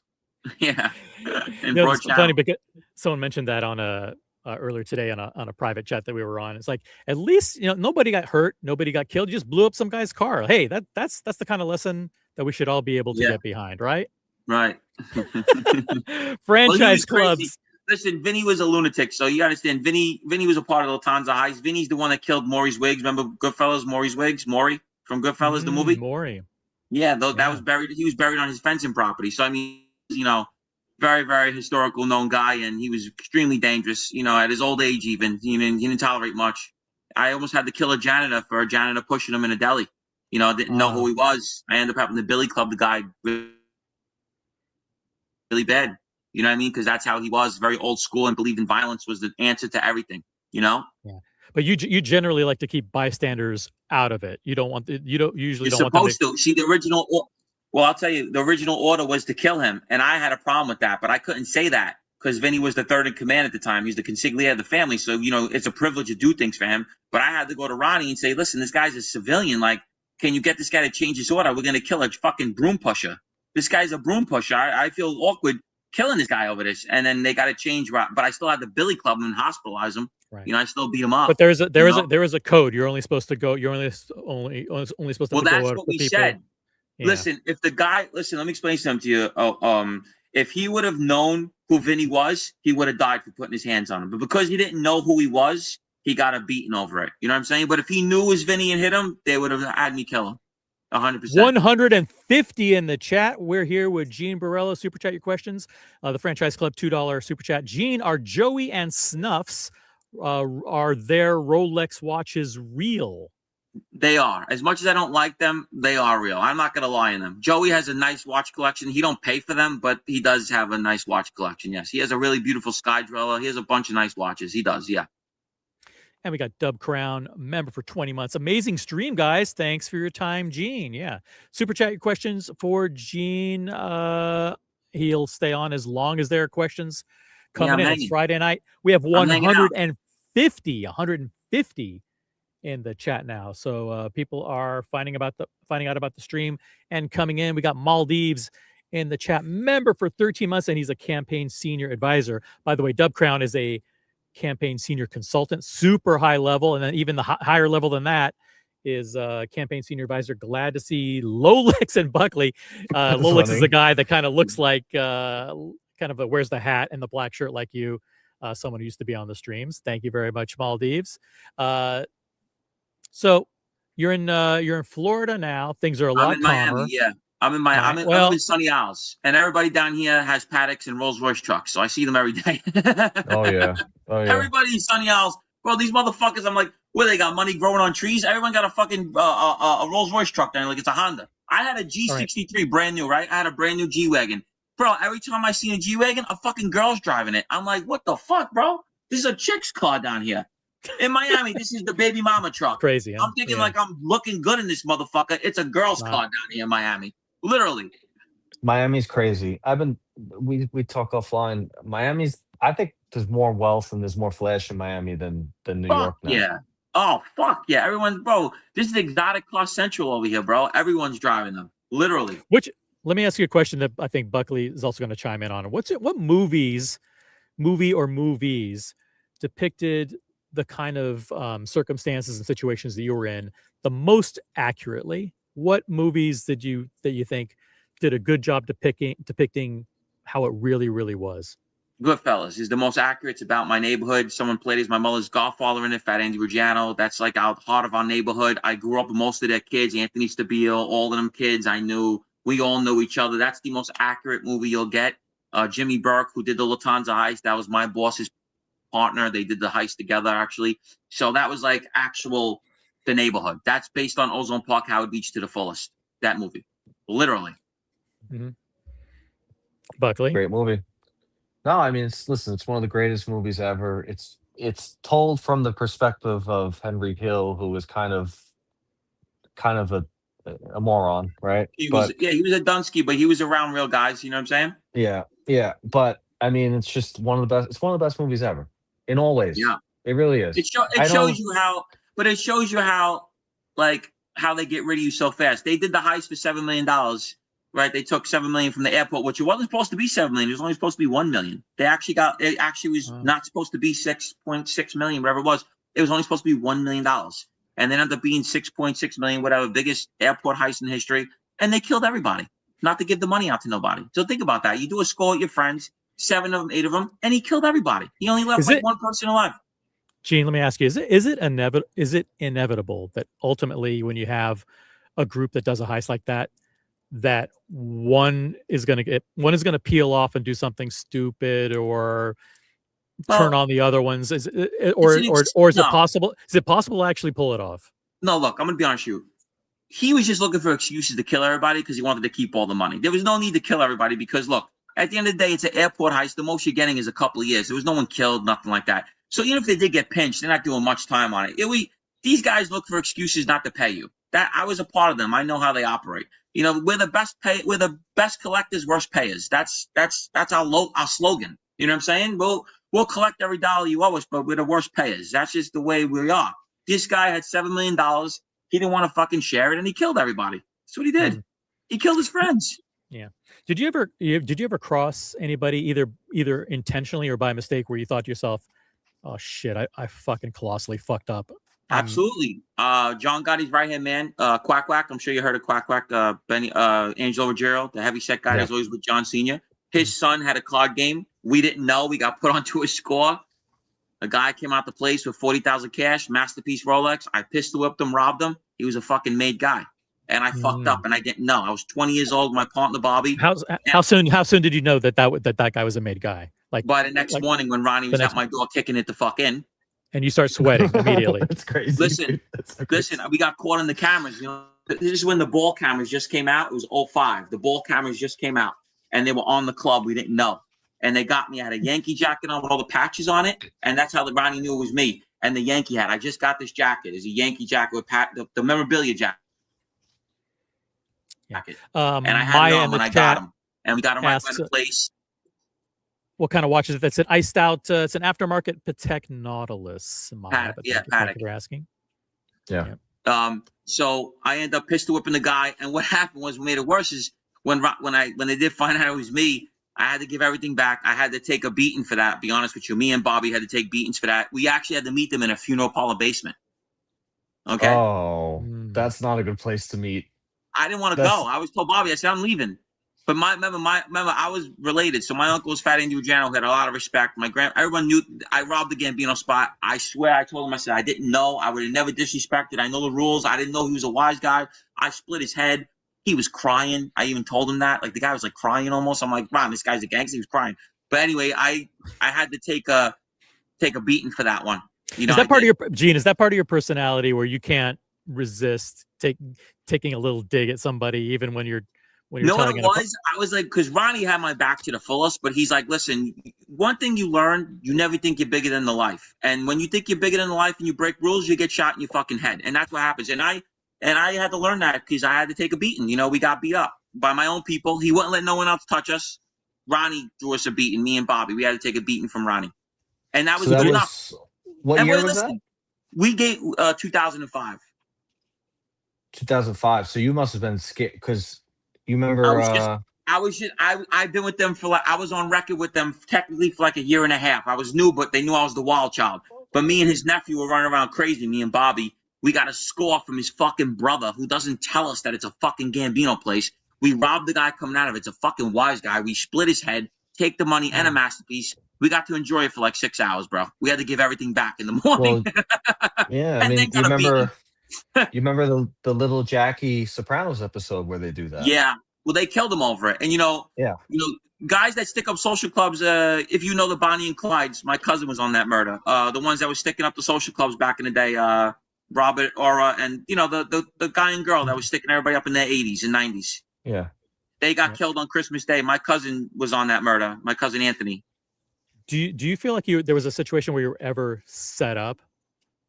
What do you mean set up? In what way? Like set up by like either one of your friends or one of your colleagues or associates, like, hey, we're gonna go do a heist or we're gonna go do this, and then it was actually a trap? I was actually the guy. Look, like I said, I was a grimy dude. You know what I mean? Like you were the one actually doing that to other people? Yeah, man. I'll be honest, I don't lie. You know, that's just who I was back in the day. You know, I was a bad dude when we were involved with that, and we did a lot of fucked up shit to each other. That's just the way it was. You know, it's just the honest truth. You know. Did you ever have to get rid of a dead body? Brody asks. I was supposed to move one for Vinny. He ended up having his son move it, and his son actually got 10 years for that. I was supposed to move Paul Katz, and I ended up not moving him. His son moved them and got 10 years for moving the body, actually, in Watertown. Isn't that why you always take them on a boat and then weigh them down with I don't know. weights and dump them off the boat? I mean, isn't it easier that way? My old boss didn't leave bodies in the street. Who wants to chop up a body and bury it somewhere? That takes time. It takes effort. Listen, that's a lot of hard work.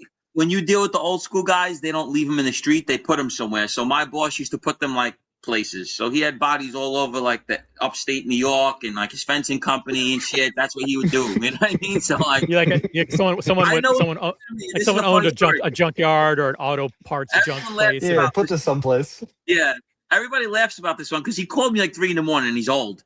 And I remember him saying like he needed me to move something. I says, well, I know it ain't a fucking couch at 3 a.m. I can tell you that much. Gene, how do you even get rid of a body when you don't even have what happened was they were digging up. But Gene, hold on a second. You don't even have a big fucking sedan DeVille like the guys back in the day. You've got a McLaren. There's no fucking trunk in that thing. What do you do? Strap the guy to the roof? What do you do? No. I ended up not doing it. His son moved in, and his son got 10 years for just moving a bag of bones. He killed the guy in 1969. He killed him in 1969. Okay? All right? He was a bag of bones under a fucking house. Terrible. We got 150 people in the chat. We're here with Gene Borrello, former guy. Was Daniel Katz's brother? Yes, that's very true. Yes. Mm-hmm. Okay. Thank you. So we're here. Super chat your questions for Gene Borrello. He's a motivational speaker now. He's a guy who's fully reformed. Right. He was a bad guy. He's doing his best now, guys. He's coming on sharing the insights of what it's like. What's the biggest single heist in either jewelry or watches that you were involved in? $2 million. But $2 million. But you don't get that. You see, and I try to tell people that, so they make, oh my God, you got $2 million. First of all, it's only $1 million at the end of the day when you fence it. Only $1 million. Not even sometimes. It could be even less than that. And not only that, it's got to go 4 ways, 5 ways. You know what I'm saying? It sounds good. You come off, but you're not doing it by yourself. It's like you're in the Rolling Stones and they offer to pay you $2 million a gig, and you're like, you gotta pay the promoter, the lawyer, the manager. You split it 5 ways. It's only $200,000 by the time you're done. It's not even worth it. Yeah. It's not like the movies, man. You come out with $2 million in jewelry, you might get $800,000 for it, and you got to go 4 ways. You know what I'm saying? It's still nice money. Don't get me wrong, but it's not what you think. Where you got $2 million in cash. It don't work like that. You know? Yeah. It's a crazy thing. It really is. It's a crazy thing. The whole thing is. I mean, because it's like I'm on Long Island. It's right there, right? It's all happening right there. I hit 3 stores in Franklin Square. Yeah, it's right there. I cleaned out Philip and Sons right there. I cleaned the whole place out. Philip and Sons. We did it in broad daylight. Tied them up in broad daylight. Took out the whole store. 6 laundry bags. So crazy. Yeah. So crazy. 6 laundry bags of gold we had in our fucking shoulders. We're walking out, me and 2 guys, literally in broad daylight, 10 in the morning. Yeah. Nuts. My brain doesn't function like that. Yeah, that was the good old days. But listen, like I said, with that, it took us a while to get paid because the guy we've given it to couldn't just bring 6 laundry bags of gold to melt it. You know what I'm saying? So he's giving us pieces. It sucked, you know? He's like, here's 70. He come back 3 weeks later, a month later. Here's another 50. You know what I'm saying? We're getting paid like that, you know? All right. I want to shift this a little bit. This is going to get a little controversial. Right now, because I'm sure you have TikTok, you have Instagram, YouTube. You see some of the people in the watch space. Yeah. Who do you think right now is just full of it, total lying, total BS, total scam artists, if any? My opinion, I think Moses is full of shit. Moses, really? Because everyone sees him and thinks, "Oh, he's so nice," and you know, I don't buy into him at all. No, I really. think all this shit is scripted. I don't think he has the money that he has. I know a lot of them guys are frauds. I don't know. I just know. I think Aviani's the most legit one, and I know Aviani was dealing with the real celebs and really dealing with everybody that big time. I know for a fact. Everyone he dealt with was big time. Moses, I think is I don't know. I think he's a fugazi. My opinion. I'm no one special. I'm just saying. What about him strikes you wrong? No, I just have people that like kind of like, you know, in the inside. You could just be people being jealous, but I know for a fact like a lot of stuff that he's doing is scripted and a lot of it's bogey, should I say. Yep. So listen, that's my opinion. I'm just saying what I was told by people. You know, it's just, you know, to me, Aviani's the most legit one in that business. My opinion. His grandfather, at least, the father. There's Aviani, the father, the old man. What are the biggest types of scams going on right now? Either not jewelry or watch related, but just in general. Is it government scams where you, like Buckley indicated earlier, you're siphoning off shit from Medicaid and Medicare and stuff like Everybody's going to jail for that shit. Medicaid fraud, fucking all kinds of shit on the internet. Yeah, that's what everybody's going to jail for. Everyone you see now getting locked up is for that fucking like life insurance fraud, this fraud, all kinds of like scheming now on the internet, basically. Rank these people. We've got 514 Crypt with a $7 Canadian super chat. Gene, rank these people in terms of who's the most nuts. Eddie Recca, Frank Pasqua, Vinny Asaro, Ricky Kessler, Chris Cagnata, Ronnie G, and Joey Caves. Oof. Man, that's a lot of names. I know every single one of them really good. Frankie Pasqua was my good friend. Eddie Recca, a good friend. Vinny Asaro was my boss. Ricky Kessler was in my crew. Chris Cagnata, I shot him. He was my friend. Ronnie G. Alonzo was my old boss. Joey Caves was my old bunkie, who was a hitman for the Colombo family, killed about 7 people. I would have to say the most dangerous out of all of them is Joey Caves. Yeah. Joey about Capitiello. Him? What makes him the most serial killer, man? Fucking serial killer, just a stone cold killer, man. Really? The most wild would be Eddie Recca, but as far as murder wise, Joey Caves is just a stone cold killer. That's what he was, just a murderer. So that what the part that makes him less like more crazy is basically no empathy. There's no sense. None at all. Black eyes. His eyes guilt. are black, like my shirt. You know what I'm saying? He had like those great white eyes. You know what I mean? The shark eyes. He just blew brains out. That's what he did. You know? Yeah, but you think that's something dragging guys out of holes with meat hooks. You know what I'm saying? Yeah. Moving boxes on some real next level shit. You know what I mean? Like, you know. But you think this is something that's built into their personality? Yeah. Or did they grow up being influenced by the culture? Yeah, I think it's just you get involved in that and it becomes like, you know, it becomes like a part of your life that they believe that's your normal. You know what I'm saying? He just happened to stand out more because he was with the Colombo family and they were killing everybody at the time. You know? Yeah. Thank you for the very good question, 514 Crypt. And we got Karen Boswell again with another £2 super chat. Have you ever had to deal with Russian mafia, with the Russians? Yeah, I was getting counterfeit money from them. I was getting really good $100 bills from them. Yeah. In Brooklyn. Yeah. Very well. They passed the light, not the marker. They passed the marker, not the light. So when the light came out, it fucked up their business. The marker, they were passing the marker. So we were going to nightclubs and changing it in. You know what I'm saying? You go into nightclubs and you buy drinks with the $100 bills. You get the change back. You know what I'm saying? That's how you exchanging the money. But when the light came out, couldn't do it no more. There was a huge story in October of last year, October 2025, of this big bust with the gambling, like all the sports guys from Atlanta, like a bunch of athletes got caught up in it. How does, like, are you familiar with like how these casino clubs, these card clubs work and how they operate and how they're able to suck people in? Oh, are you talking about the gambling bust that just happened? Yeah. My friends were all on that. That was my buddy, Fat Nick was my co-defendant on my case back in the day. He got caught. He's about to get 10 years for that. Joe Lonnie, I couldn't stand him. Junior Ruggiero was on that. That's the one I stuck up his card game and almost got killed over. I was good friends with him. So basically, you drug the guys, or you keep them like coked up or whatever, so they're playing all night long. Yeah, and then you've also got cards with like threads or magnetic strips or something, so you know what the cards are. I never seen that. I ran many card games for my people. I ran games for Ronnie and 101 Avenue, and I never seen anyone. You're not saying they're legit card games, are they? I mean, listen, I don't. No, they're not legit card games. I'm saying, but like, I never seen like them go like the cheating involved. I never seen that. I never seen with microchips in the cards, so they like. That's like new shit, I guess. I never seen that, you know. And I ran many card games. And Ricky Kessler, one of the names you brought up, he's ran card games. I never seen that. I never seen that before. Things in cards and shit like that. That's some next level shit. I didn't know, you know. BMW material, $10 super chat. Thank you so much for your super chat. Great stream, first original content of years. Thank you very much. Thank Buckley. It was Buckley's idea. 514 Crypt with another 279 Canadian super chat. Who would win in a fight between Frank Pasqua and Rick Kessler? Wow, that's a tough one. So I watched Frankie Pasqua beat up 3 guys at once in prison. Oh my God. Ricky Kessler's one of the toughest guys I know. That would just be who I don't even know who would win that fight, to be honest with you. I don't know. That's a tough one. They were both supposed to go pro in sports, so I don't know. What do you make? Did you watch this recent Conor McGregor fight that just happened last week? What was disaster? What the fuck was that, bro? What 5 the years fuck? of This drugs. guy got $33 million for that? 5 years I of felt drugs. bad. I wanted him to do good, man. What the fuck was that, bro? Was he hurt already? No. You don't think he was? Are you saying that he wasn't?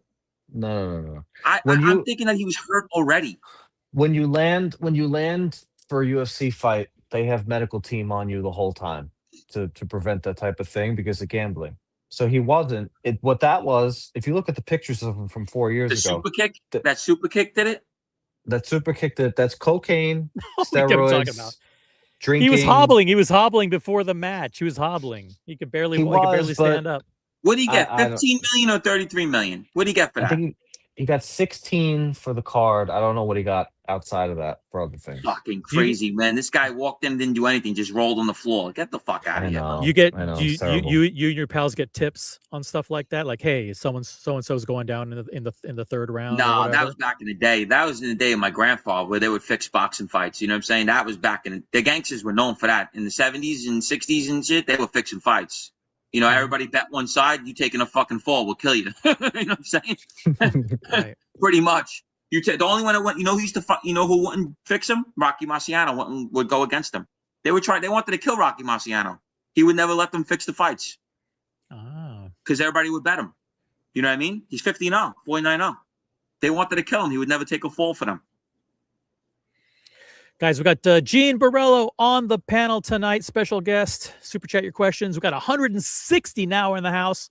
We're going on 2 hours. Guys, it's getting late. So I know it's a Friday night, but make sure you get your questions in fast and furious. We could pull the plug on this, and this could be a members only stream at any time. So super chat your questions for special guest Gene Borrello. Yeah, I've been telling OC and some of the guys on the side because they always want to go to dinner and meet up. I'm like, you got to do Don Pepe's in Ozone Park. Oh yeah, Don Pepe's great. Yeah, absolutely. But you know what the problem is? They all fly, exactly. They all fly into LaGuardia, not JFK. Oh, That's the problem. Oh, So it's okay. always this thing that's like, oh, we gotta do it I'm in Newark. Manhattan. I'm Jersey. But I'm in Jersey. So yeah, he's in Jersey, but LaGuardia is all the way on the other side. Yeah, that's all right. yeah, Yeah, don't work. But Don yeah. Pepe that's legit. you go That's to Don legit. Pepe. What do you order, Gene? What's your Shrimp go-to Luciano. dish? Shrimp Luciano. That's what it's called. Shrimp Luciano. Is that what, shrimp with linguine? What is that? Shrimp It's and so what? good. It's the best dish you're gonna get in there. It's so good. I haven't been there in amazing. years, but I'm saying when I was there, they definitely still have that. My friend, I know the owner's son very well, John DeLuca. They were mob guys as well. Very good spot. Very good spot. Is he the Jack kid with the shaved head? Yes, Yeah. John Day-Day? DeLuca. Yeah, he has a lot of nice Yeah. watches. He has a lot of nice Yeah. watches. Yeah. I've His seen him father there a makes few a ton of times. money in that place. His father's they had that place for years. Gene, what do you want to plug? What do you want to plug? Do you have a book? Do you have a TikTok channel? What do you have? What do you have that you want to tell people Oh about? yeah, I have a New York Times bestseller, Born in the Life. That was about my life. Where can they find that? Amazon? Where can I get it? Amazon, any book site there is. I have a new TikTok page because my other one, something happened with it. Official What Gene happened? Borrello. What did you do? What did you do? No, nothing. I actually people make Uh-huh. fan pages. People make fan pages of me, and I see these accounts got like 20,000 followers. They're making all kinds of money on me. So I went to the fan page guy. I says, "Yo, how the fuck are you taking my videos and putting all my shit up and you ain't paying me?" So I had a whole dispute with them. They got me shadow banned, whatever. So I had to open up a new account, whatever the case may be, cursing at them on the thing, and then so I had to open up a new account. So it's official Gene Borrello on TikTok. My Instagram is Gene Borrello. Everyone knows me on there. And Bob NYC $5 super chat. A nice stream, guys. Gene is great on the Mafia Roundtable stream. Are you a regular panelist on that that podcast? Yeah, we just set a record for the crime genre. We had 2,500 in the live. Yeah, that's a huge. Yeah, we had Huge. 2,500. I love it. Yeah, that's I've been unheard following of. that. Mike Francis that. and Sammy and them never even did those numbers. We had 2,500 in the live yesterday. Yeah. That's the best. Let me tell you something. I'm into watches, but the mob genre is the best thing on YouTube. Yeah, it's getting bigger, man. It's starting to get really big. It is. It's the best. It's the best. Even up the crime genre. Yeah. Let's go there. The crime genre is so interesting to me. I talk to a lot of these guys offline about it constantly. It's just you got to check it. If people in the chat haven't checked it out, you have to. You should watch his episode on Vlad TV. You should check out Johnny A-Light. You check out Sammy the Bull, Michael Franzese. Those guys seem all right. I don't know if that's your opinion, Gene. Do you want me to drop the link to the Mafia Roundtable on YouTube? I know you're not. I know you're not a fan of Joey Molino right now, so I won't say that that's it's legit. All right. But yeah. Okay, him and Snuff, the used car salesman. It's all right. Yeah. Yep. He's interesting, right? Because he's nothing to do with the street, but he runs his mouth like he was, But the thing that was frustrating about him was he did Vlad, but he didn't say anything. Nothing. Bro, it's a joke. When he went on Vlad, I know he was just sitting there. Listen, I'm good friends with Vlad, and Vlad said it was the worst interview he ever did. It was stupid. You know what I mean? He paid him thousands of dollars to come on there. It was bad. It was bad, and it was bad. It was. I was trying to see like what the deal is with him because, they say that he's the boss of Philly, but yeah, he didn't say anything. Yeah. Hold on, somebody will say hello to you guys. My beautiful bangle. Hold on, look. Oh, say hello, everybody. Oh, he's a cat guy. My daughter has a cat, which is getting when she moves out in a couple of months, we'll be done with the cat. Thank God. She's getting. Look at that. Beauty. Dior, her name is. Cats bring in the super chats. Yeah, what's her name? Is there a name? All right, so I'm head out. I had fun with you guys. I'll come on again if you'd like me to come on. Let me know. Hit me up. I like this show actually, pretty cool. And cool. Thanks for coming on. Yeah, message me anytime, man. I appreciate having me on. All right. Thanks, Gene Borrello, everyone. I know you're used to the confrontational stuff all the time, but we're I like this. This is chill. We're just like normal a bunch people. of nerds. Yeah, this is cool, man. People. Absolutely. I'll come back on. Just hit me up. All right. Peace out, right, Gene. cool. Have a great Friday night. Care, great bro. weekend. Bye-bye. Thanks again for coming on, man. See you later. Man. Awesome. All right, cool. We'll just do this. I'll drop if you want to join the panel, we'll do a quick analysis. There's the link to join the panel. Click on the link and you'll be on the show and you can share your thoughts about what just happened. Should we do it again?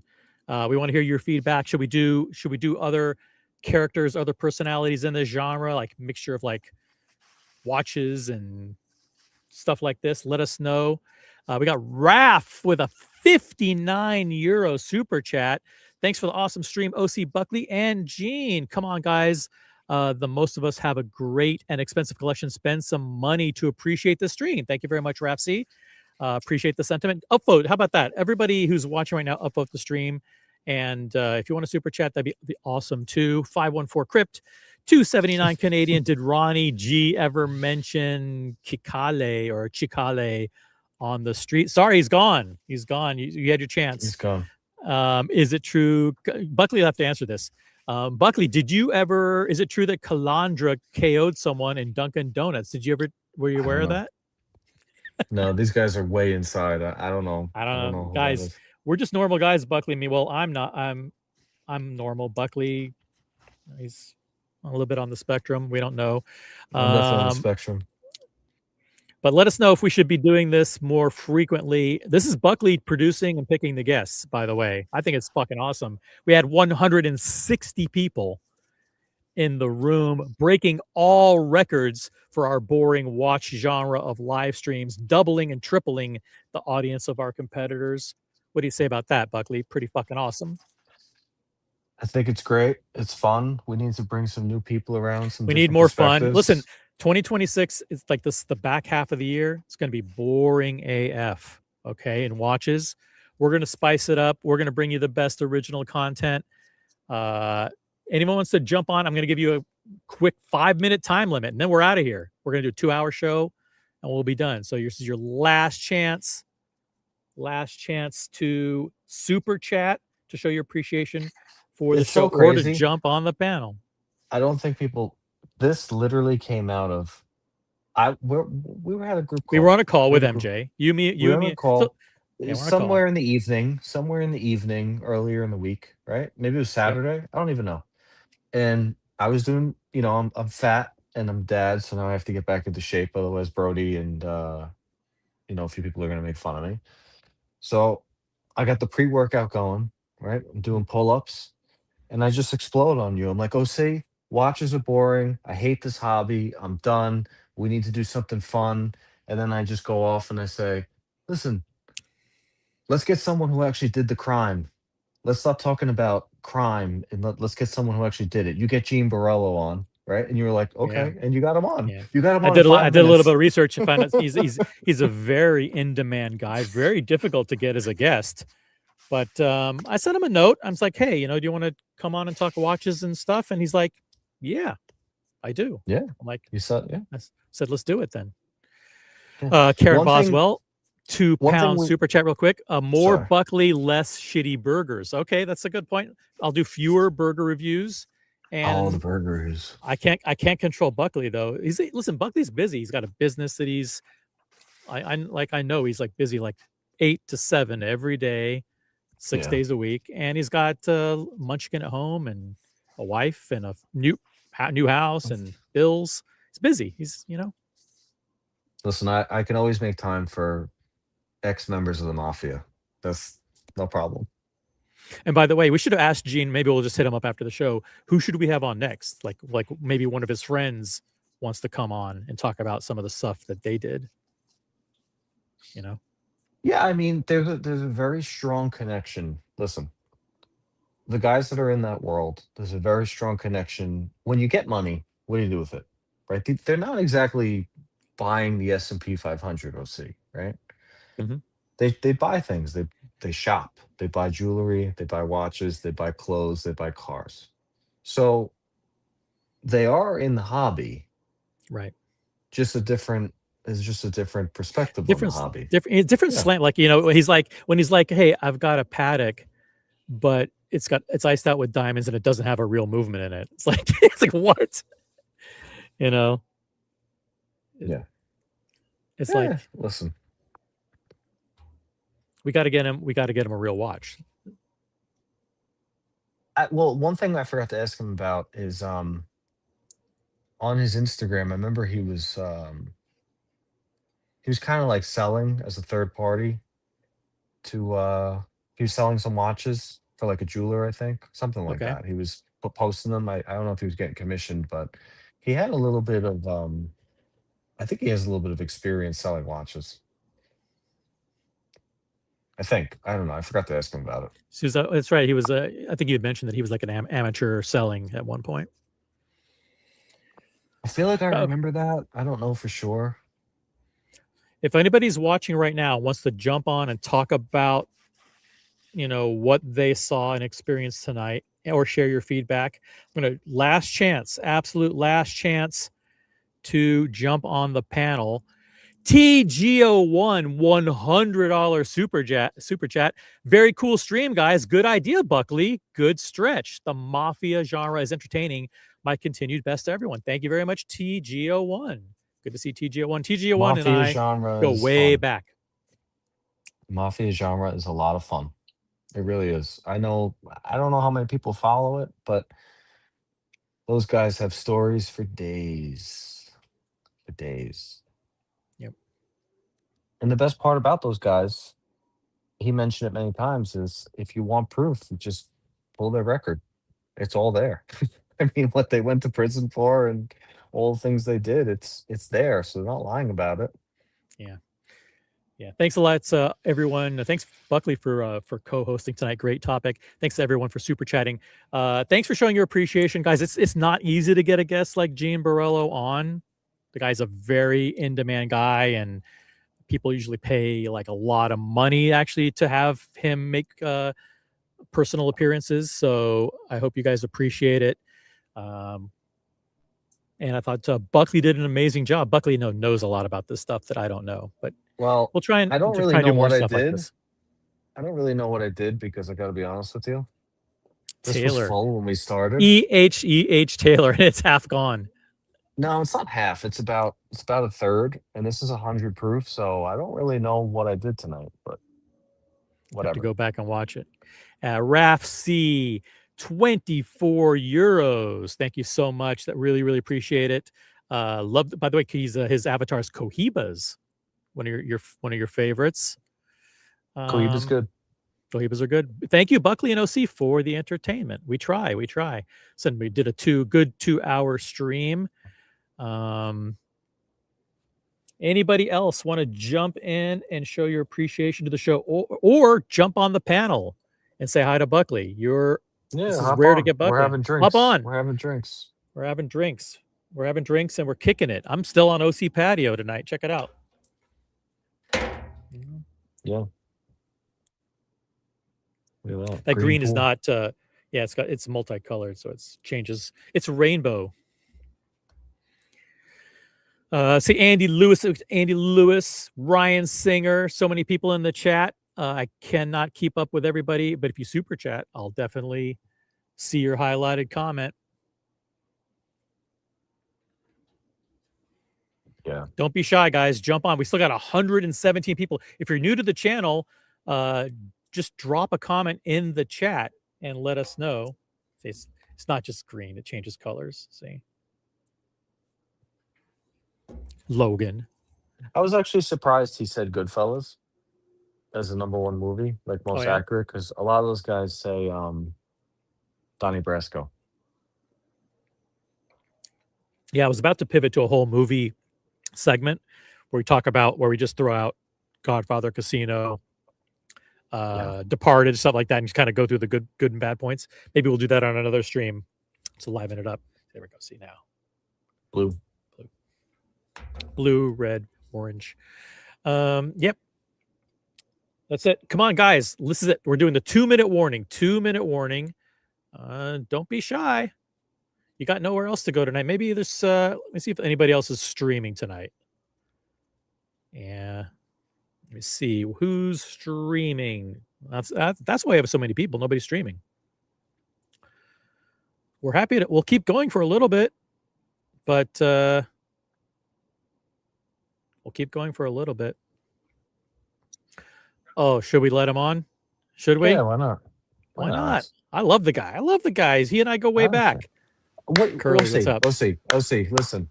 before we say Is a that little is that that's audio? That's a standing ovation for see, you, You Buckley. know what? Listen. First weekend in so long. It's been so thoroughly entertaining, but I love this Buckley Unleashed, but yet Buckley fatherhood. He's kind of mellowed out Buckley, but he's still Buckley Unleashed. He's right there.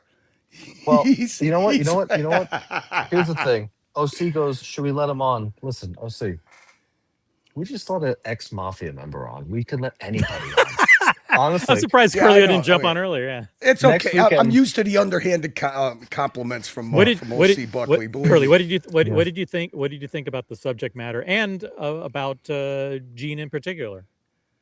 Look, man, he's got charisma. He's got the energy. I mean, the funniest thing is, mentor, and I try to tell the kids not to live the life. Do you ever see the rep beefs that these guys have? The stunts that he's pulled on Joey Marlino. The stuff is hilarious. I mean, between Marlino, Snuff, and they got a whole, like, you know how, like, in the fishbowl we all have the drama beefs? These guys got, like, drama beefs on level 10. I mean, Buckley, I know you follow it. Oh yeah, love it. So much fun. They still are It's the most fun. glorifying it, aren't they? Aren't they, Curly? Aren't they still glorifying it? Like Well, when they well, talk about the good I old mean- days, Well, what else do you got? I mean, listen, I mean,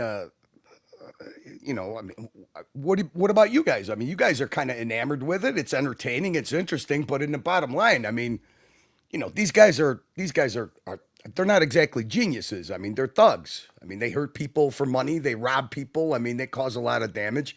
But the thing that you got to get your head wrapped around, they're willing to pay the price. I mean, look at him. He's got a big smile on his face talking about, spending how much time at Rikers Island. Can you imagine 13 total years? I mean, Buckley, can you imagine anybody in the watch community spending one day in the hole at Rikers Island? I mean, No. so that mentality is fascinating. It's socially fascinating to people that, I complain if I have to ride in a car for more than 1 hour in the back seat.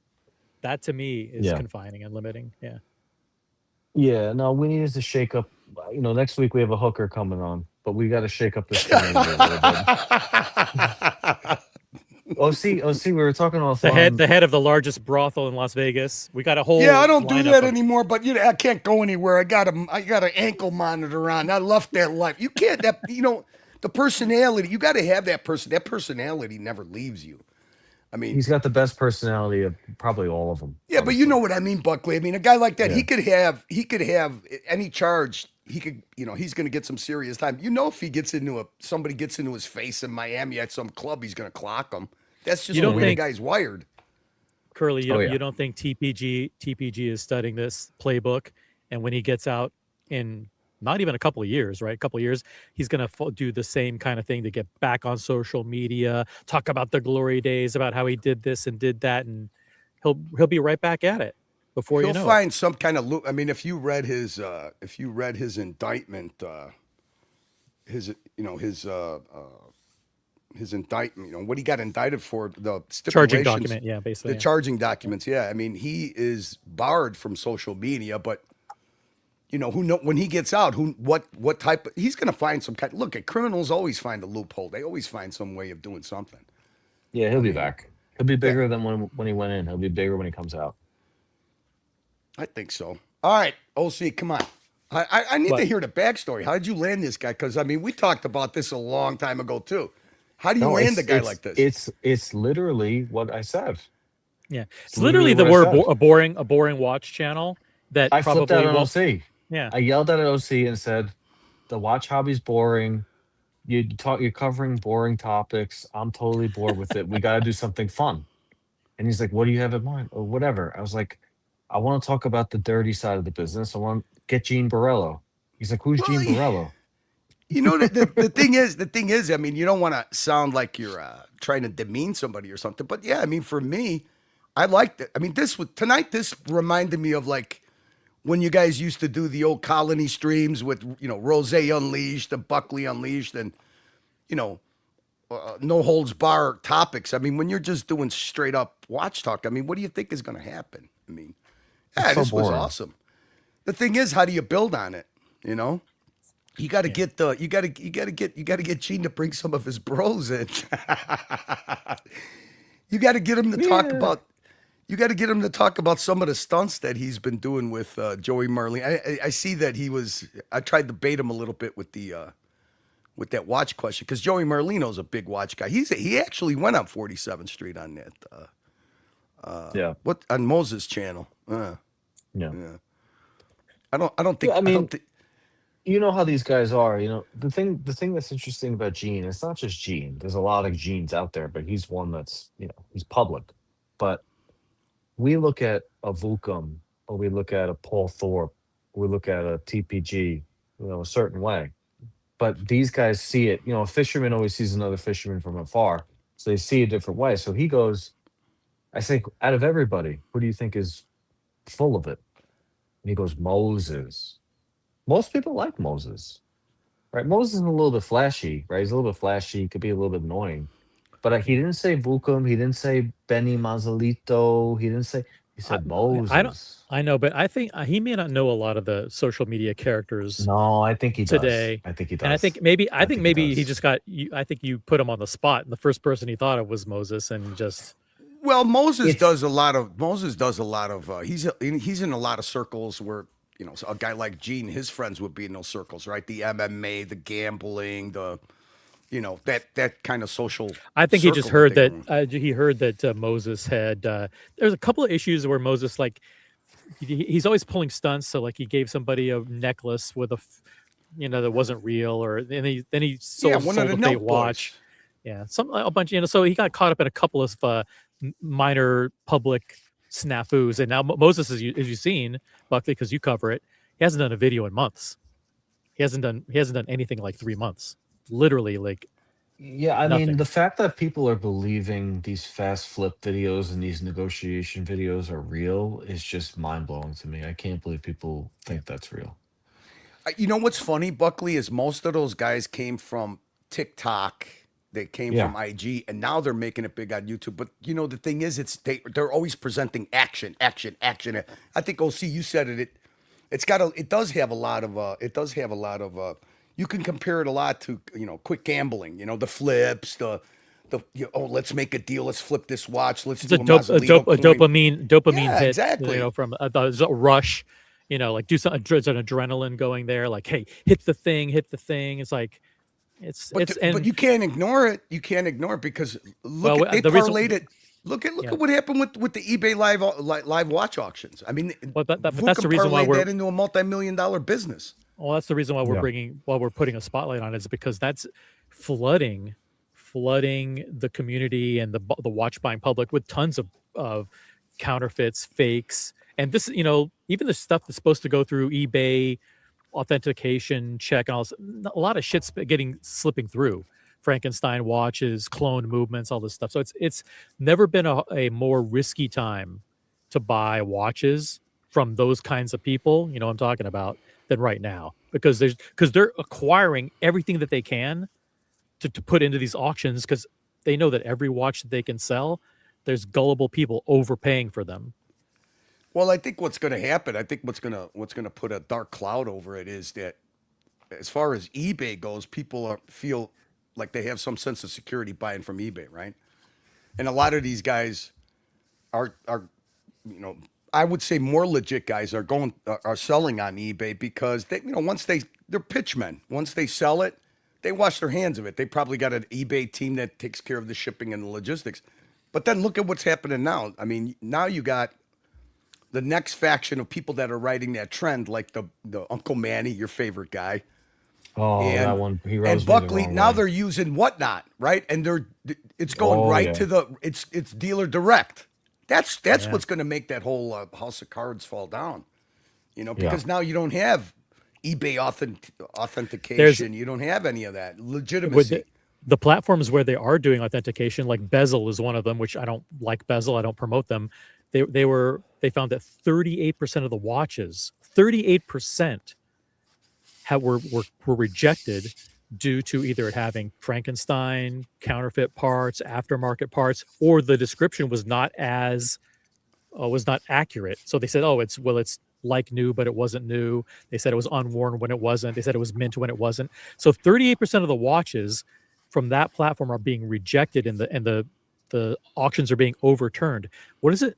if you're not going through authentication, what are the chances are that you're getting a legit watch that's not stolen, not Frankenstein, not cloned? It's, you're fucked. You're absolutely fucked. I haven't seen this roundtable thing, Buckley. That he does live streams with this podcast, this roundtable podcast. Yeah, basically they just started doing it. I think I saw a clip of it the other day. The crime genre is so wild. You follow it, Carly? You know what? I honestly could say that I can't stand watching Sammy the Bull, Franchise. I like Joey Merlino and Snuff, but because they're so they're raw.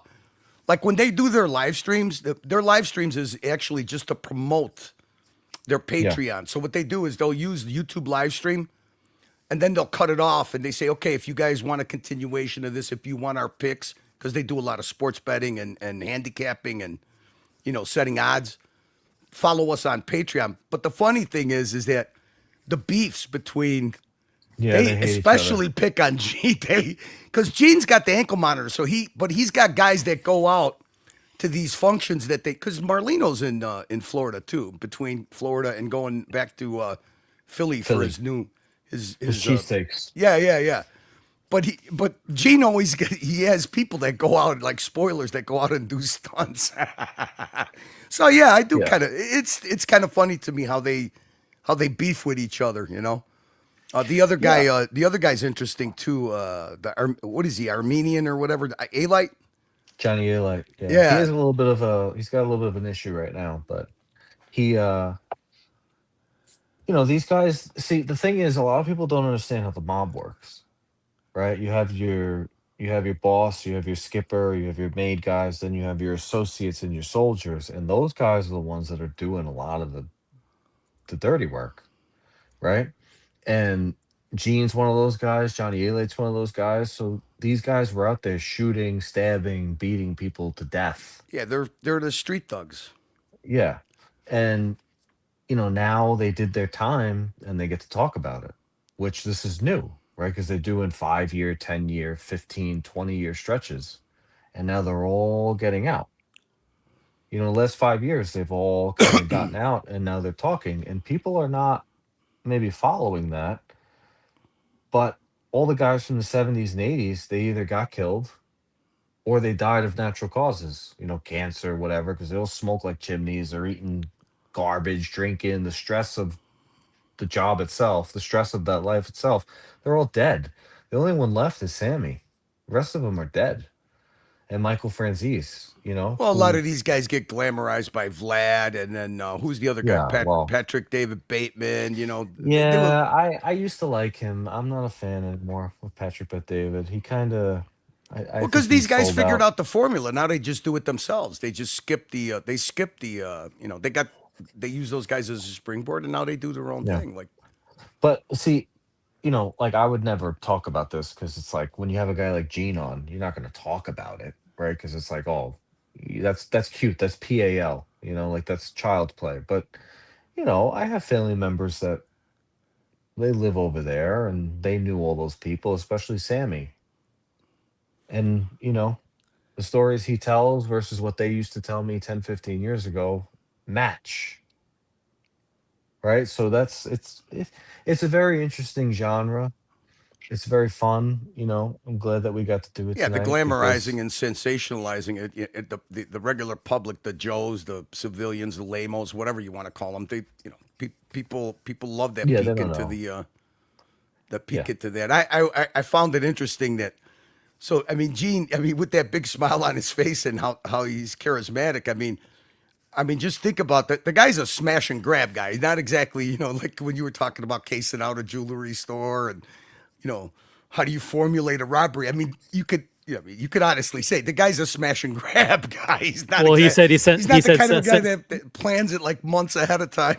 Well, he said he sent somebody else. He sent somebody else in to kind of do that work. Right? Oh, there's a glass case over here and a big case over there. Okay, that's. Well, you know what I mean, like Michael Mann. The director Michael Mann. Mm-hmm. Yeah. So most of the consultants that guy, the two famous movies for me was Heat and The Thief with James Caan. Well, Heat, it was like after 20 years, it was like the sequel to The Thief. You ever see that movie, The Thief, Buckley? Yes, long time ago. With James Caan. Yeah, I mean that's actually a true story. There's actually the that was all shot in Chicago, but that's what you call professional thieves and not smash and grab kind of thieves. Because look, in Chicago, we got the same thing like 47th Street. It's called Jewelers Row on Wabash.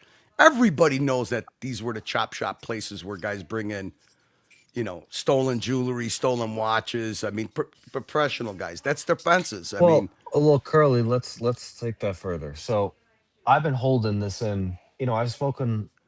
Actually, I think I did address Paul Thorpe once, way back in the Tim days. But offline, I've talked about it many times. One of the things that used to drive me crazy, like up a wall, was the topic we talked about at the beginning of the stream, which is when these guys steal a watch, you're never gonna find it because it's a chop shop. And everybody in New York who knows, everybody knows it's a chop shop and it's gone. Gone. Right? So when Paul Thorpe was running that whole digital watch vault, it's like, bro, you know that it's a chop shop too. UK is no different. You knew this. And you ran on this.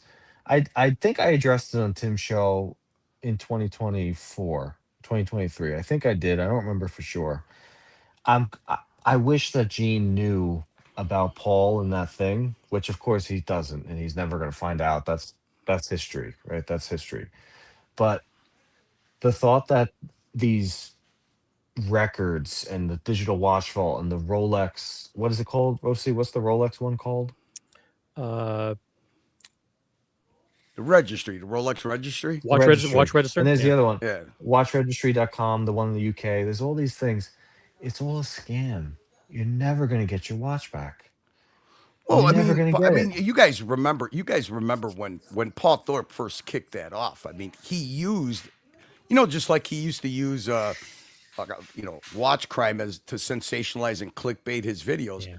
His whole thing when he kicked that digital watch vault off, and I'm not even a watch guy. I mean, to me, it's really easy. The only thing you could do is anything with a serial number, you write it down if it's of value, and if it gets stolen, and you get an insurance claim, you got to file a police report, right? Other than that, every pawn shop has to check the leads database. So Paul Thorpe's thing was, okay, you got a leads database and you got the Rolex registry, which only service centers, have access to. So his thing was when he was trying to sell that was this is like your own personal registry, because you can't pick up the phone and say, here's the serial number to. I mean, you can call Rolex and say here's the serial number to my stolen watch, but then that's it, right? I mean, it's gone. The only way that Rolex is going to call you is if somebody's dumb enough to bring it to a service center and then, they run it, right? So when Paul kicked that off, he said, okay, he goes, now, if they bring it to any watch dealer or anything, that watch dealer should be obligated to check the whatever it was called, digital vault or whatever. Yeah.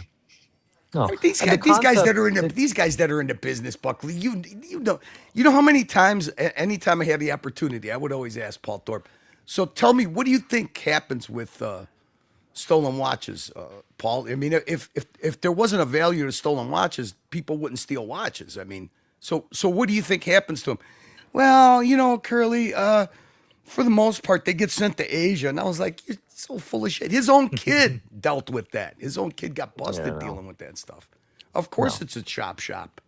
The problem with that also, not just the mechanics of the checks and what registry and all, but he also he made the mistake of saying it'll end global watch crime.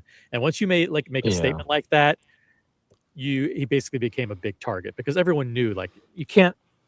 That was very delusional, and so it was easy to attack the marketing of it. Like, this guy thinks he's gonna end watch crime by getting us, to pay money to register our watch. It's it became a kind of a laughing stock. Well, I think what torpedoed that whole thing was the privacy disclaimer, right? That everybody figured out that it was actually a data drag too. Yeah, but if you know anything about this kind of thing, it was just This is just never gonna. That was a happen. red This hair. is That was shooting a red hard herring that was thrown in. That was basically a good way of derailing, an easy way to derail the entire platform. Well, is the to problem, basically scare the people. biggest problem is people would say, look, the Democratic, like a Mamdani will say, don't blame the thief. He's a victim of how harsh the city is and how expensive this lives. He needs to steal the watches to survive. It's like, listen, homeless people are not stealing watches. Organized crime is stealing watches. So Buckley, do you got it? Let's see your guest list. What are you going down the line of all the YouTube? Sure. Yeah, no problem. You ready? The YouTube palookas. Yeah. Next week is Barack Obama. The following week. Ah, come on now. Buckley, I mean, OC basically said you're the mastermind executive producer that came up with this idea. You think he's not gonna? He did. Come on. He did it while he was doing pull-ups at the gym. This has got to be a weekly thing now. I was fully expecting you to have a whole list now of the ex-mobster guys that are okay. Next week we got this guy. Next week we got this guy. It doesn't have to be a mobster, but we could find more people. Well, find more people. It came out. It's a one-off thing that maybe we'll do again. Occasionally. Yeah, maybe we'll do it again occasionally. But we just don't coy with me, pal. I mean, don't tell me. Look at you're glowing, dude. When's the last time you had 100? This is like the old days. 160 people. Yeah, 160. Yeah, people. Pretty good. Yeah, got to do some brainstorming behind this. I mean, hey, OC. I know you're gonna be. You're gonna be fucking putting in YouTube search for fucking monsters. Publishing the ratings in Billboard magazine. OC wins Friday night, destroys the competition. Now, like the thing is, like we're a boring watch channel. So if some of the people who came who are part of Gene's followers, they're into Rolex and Patek and they want to kind of like stick around and watch the other content, then that's good. I mean, this guy for real. Listen. I mean, Gene showed up with a busted down fucking iced out Patek. With a fake what are you gonna do? You're gonna go through a value per wear list with him or what? What are you talking about? Let's go through your personal collection. Yeah, personal collection review. No. Listen, people are not gonna believe it. This is what happened. I haven't been on these shows in a long time. But we have a group called The Side on occasion, and I take a little. I'll show you. Where is it? I took a little pre-workout. What's that movie? Wolf of Wall Street. I got a little high in the morning. No. I took a little pre-workout, which made me a little crazy. And OC was saying something that I just completely disagree with. I blew up on the phone and was like, "You're boring. Everybody's boring. I hate everybody in the watch community. I hate watches. Let's do something different. I don't want to be part of this anymore." And he's like, "Why? What's wrong with you? Like, why are you? You want to get the band back together? I got it. You want something that's worthy of your appearance. I get it, Buckley. I get it." I was like, no, none of that. I was like, listen, let's get someone totally different. Get Gene Borrello. He used to rob people at gunpoint for watches. I heard him talk about it on other streams, and OC was like, okay, and he did. It's like. Hey, you know what? Listen, the guy said he's willing to come back. He's wearing an ankle monitor. It looks like he's kind of homebound for a little while. Take advantage of it while you got, because it was thoroughly entertaining. Next Friday night, I'll send him fucking Chinese food from the best place in Miami. Have it delivered to his house, and he can eat on the stream. We'll all have Chinese food on the stream and kick back and chat. Buckley, as soon as the guy gets the ankle monitor cut off, he's going to have him gonzoing for him. From where? Yeah. We go live with Gene Borrello from live with Gene Borrello. Hey, Chelsea's in the chat. 2 pound super chat. OC beat the flat Earth fiasco. I'm not sure what that means, but we don't do those kinds of nonsense shows here. But flat Earth. Variety. You got to have variety, man. You got to try these things. You can't be afraid to try different things, man. Chelsea's talking about no fold. No, we'll try to do this more often. We'll have to think of people, because OC is very good at building relationships with people. So I'm sure they're good storytellers. Sassy event planner, Curly. Yeah. No, listen. I couldn't believe it. I said, go get Gene Buckley. Borrello. Buckley goes. Listen. If you listen, I'm going to name a guy. If you could get this guy, I'll make sure the wife and kids are out of the house or whatever. And I'll come on and I'll stay as long as the guy stays on. Like, okay, what's the guy's name? Look, you Gene could tell the Borrello. guy enjoyed All it. right, He extended you another, an invitation for him to come back. You'd be crazy not to, yeah, not to have the guy come back. maybe You got to get off that high horse of fucking elite collectors, man. What are you gonna do? All right, I know, here, Buckley. Buckley, let's weigh this out. Okay, let's weigh this out. Gene Borelli or fucking or Higgy. Let's do Higgy and Lange talk. Balanced, cocked, and polished bevels, or you want Gene Borelli fucking, doing cowboy robberies? Come on, come on. Watch Chuck's a little boring right now. That's all. It's like it's a little boring. Saturated, dude. Every the thing to do in the thing to do in panels is. I mean, I'm going through the same thing myself. I bore myself the thing with is, no. The thing about watch collecting is everybody's lying. It's all a bunch of liars. This whole community is full of liars. That's what the problem is. Are we halfway done with the bottle? Let's just make sure. No. Buckley, you're getting OC nervous already. No. They're all liars. Every fucking the best liars. fucking live streams you guys used to do when Buckley was unleashed and Rose was on the hooch. Fucking you used to pull the plug, OC, and you used to put it behind. We could actually do a Colony Revisited stream one night where it's just we get Buckley, we get Merica, Rose, hell yeah, MJ, like we get the whole Eddie Mao, Kevin, do the whole thing for one night only. Today was an icebreaker with Gene. Boston Collector. I guarantee you, the guy loves to tell stories. You just gotta go a little bit. He seems pretty comfortable. Listen, he ran through as many stories as we could, as we could run through in 2 hours. OC, I'll be back next Friday. I'm gonna hit you with a name. Oh no. Yeah, you ready? It's just Dave Portnoy. I don't know what the fuck. Dave Portnoy. No, don't tell anybody on the stream. Don't do it on the stream because they'll. I'm gonna hit you with a name.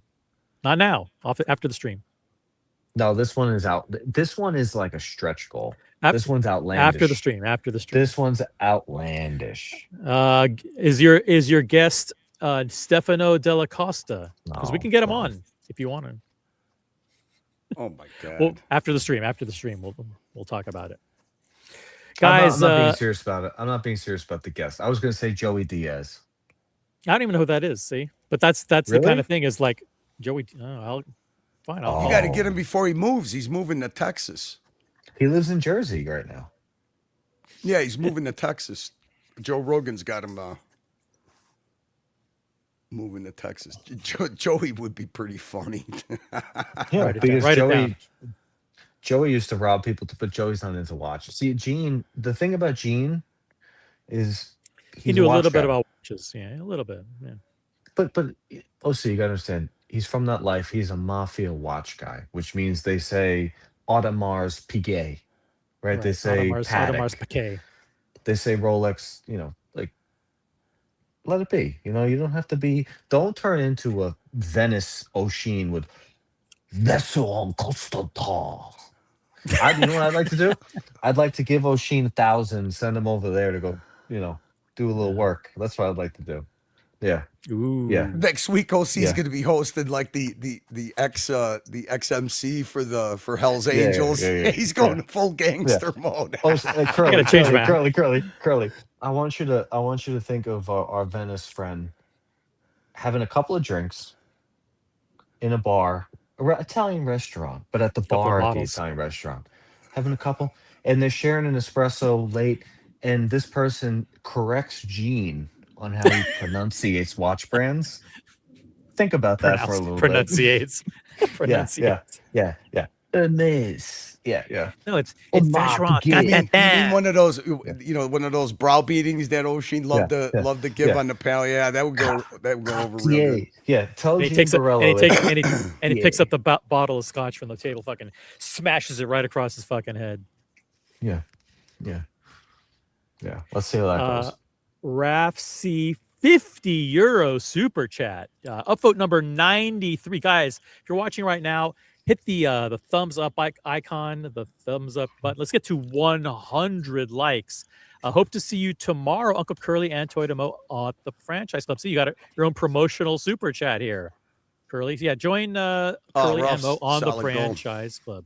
Thank you, Raf. I'm thinking, Buckley. I'm thinking of this guy. I can't remember what his. I don't want to say it. If I see it, I'll put it in the private chat. But this guy's the storyteller of. He's like the over the top wannabe storyteller gangster guy. I think you know what I'm talking about.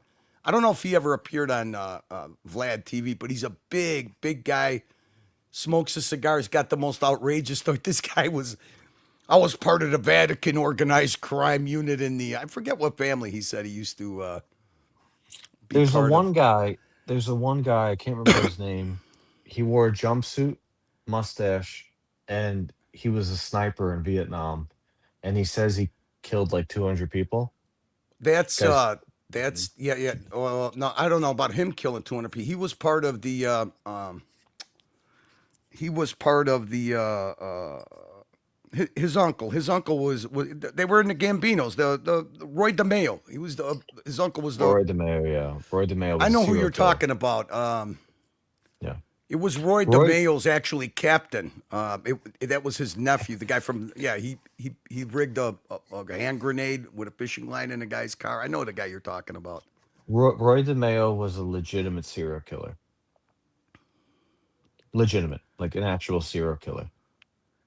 People don't know that.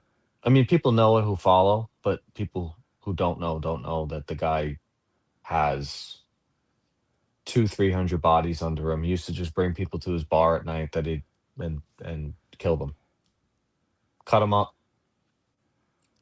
Enjoyed killing people. Pedestrians.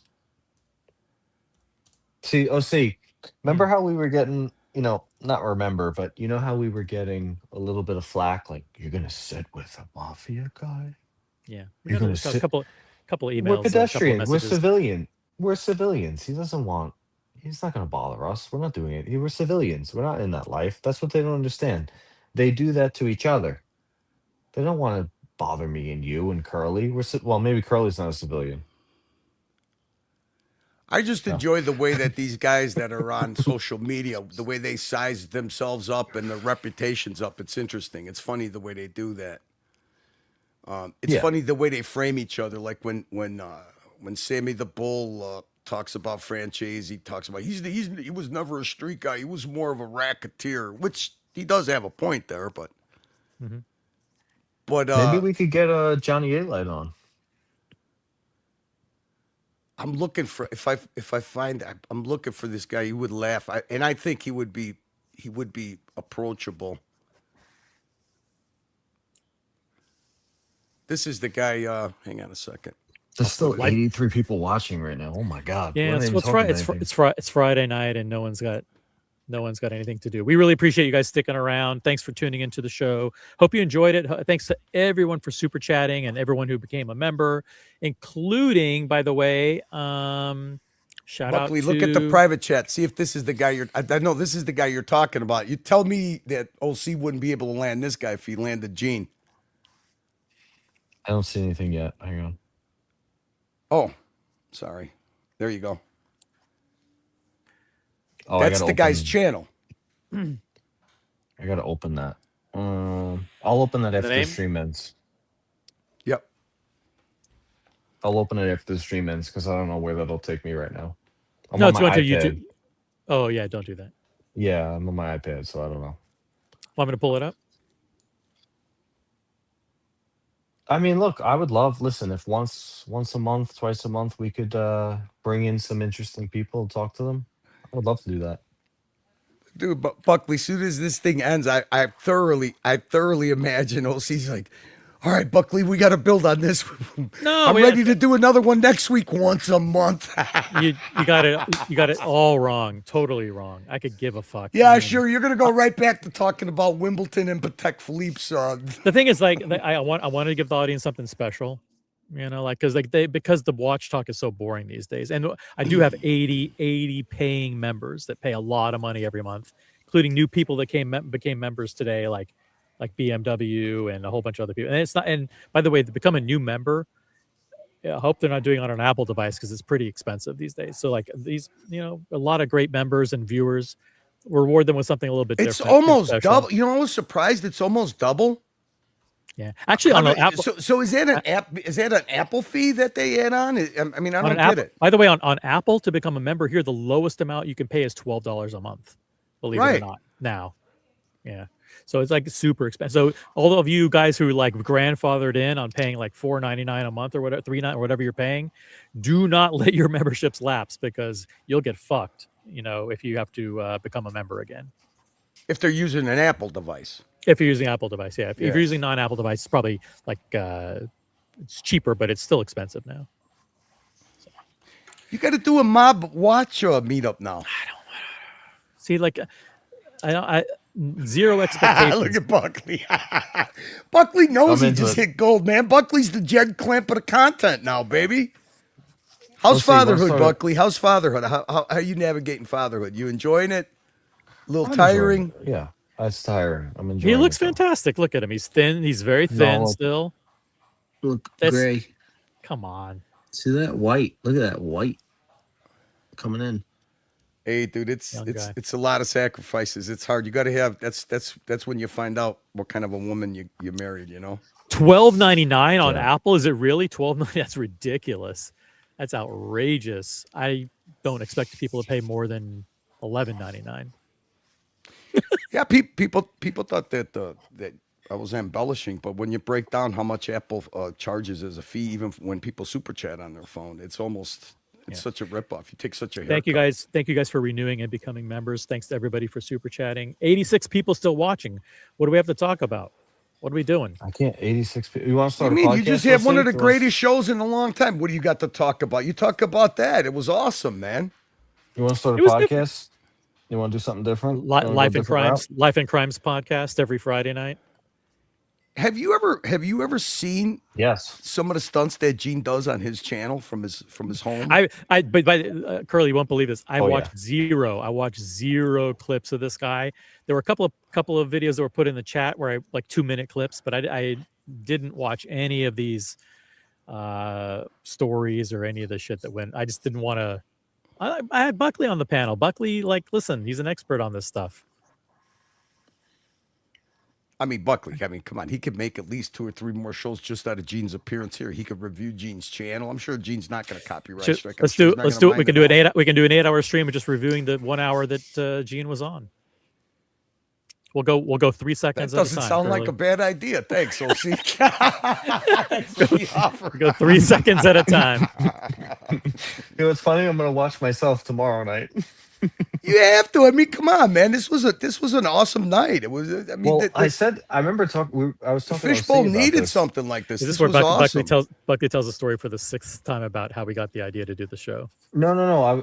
But me and you were talking, and I'm like, I don't know how many people are going to show up. You said first. Actually, I was actually very concerned that very few people would show up because I did check.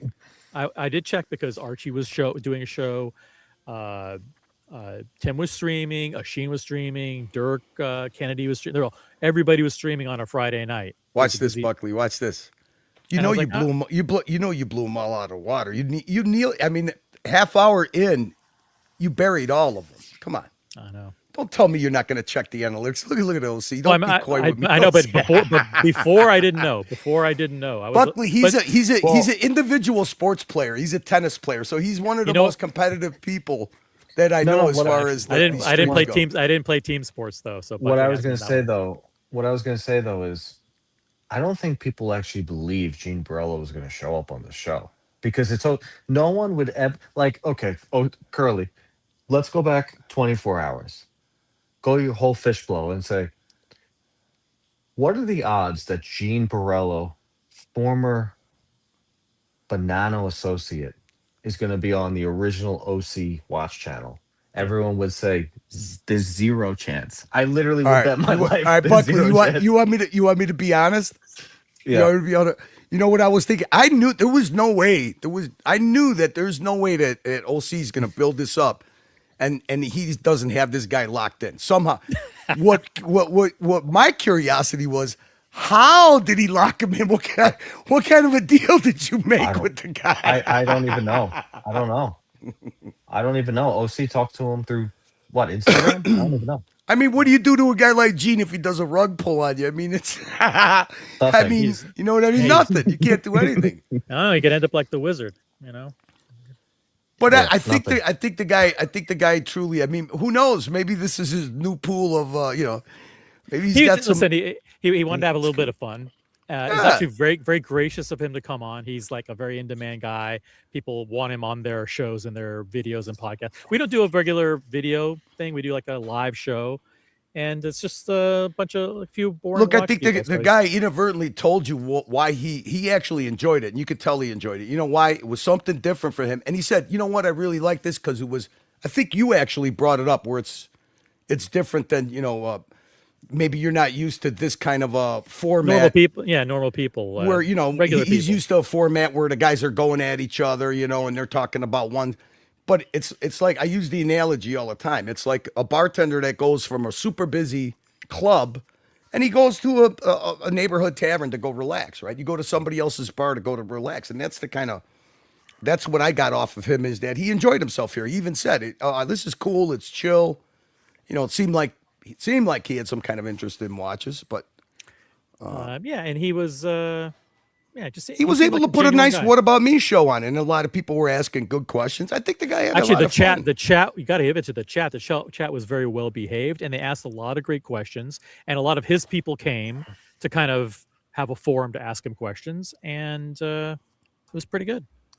I was waiting for him to say, "Oh, you live in Jersey? Oh, that's a nice platinum watch. How much does that go for there, OC?" What? Yeah. Let me hear that, Mickey? you got to triangulate where this guy lives.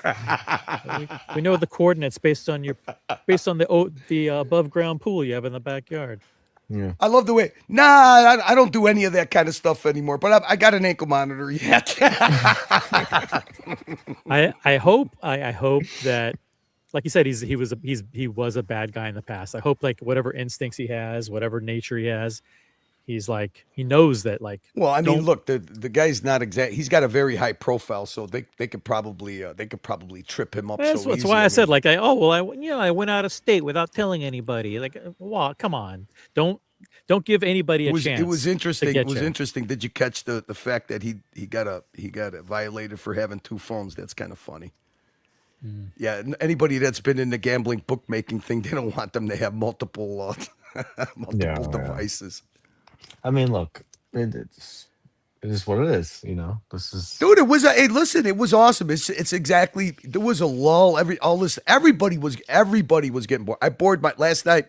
I bored myself. I actually put myself to sleep. This is exactly what everybody needed. I think it was awesome. I got messages last night. I was at the Bon Jovi concert. When I got out, got messages from people saying that you guys were talking about the fucking moon landing again. I'm like, oh my God, like, Curly, seriously. Well, I mean, what do you expect? My God. You know what I did? I shut the fuck up and I kicked back and I let Doc BBW and.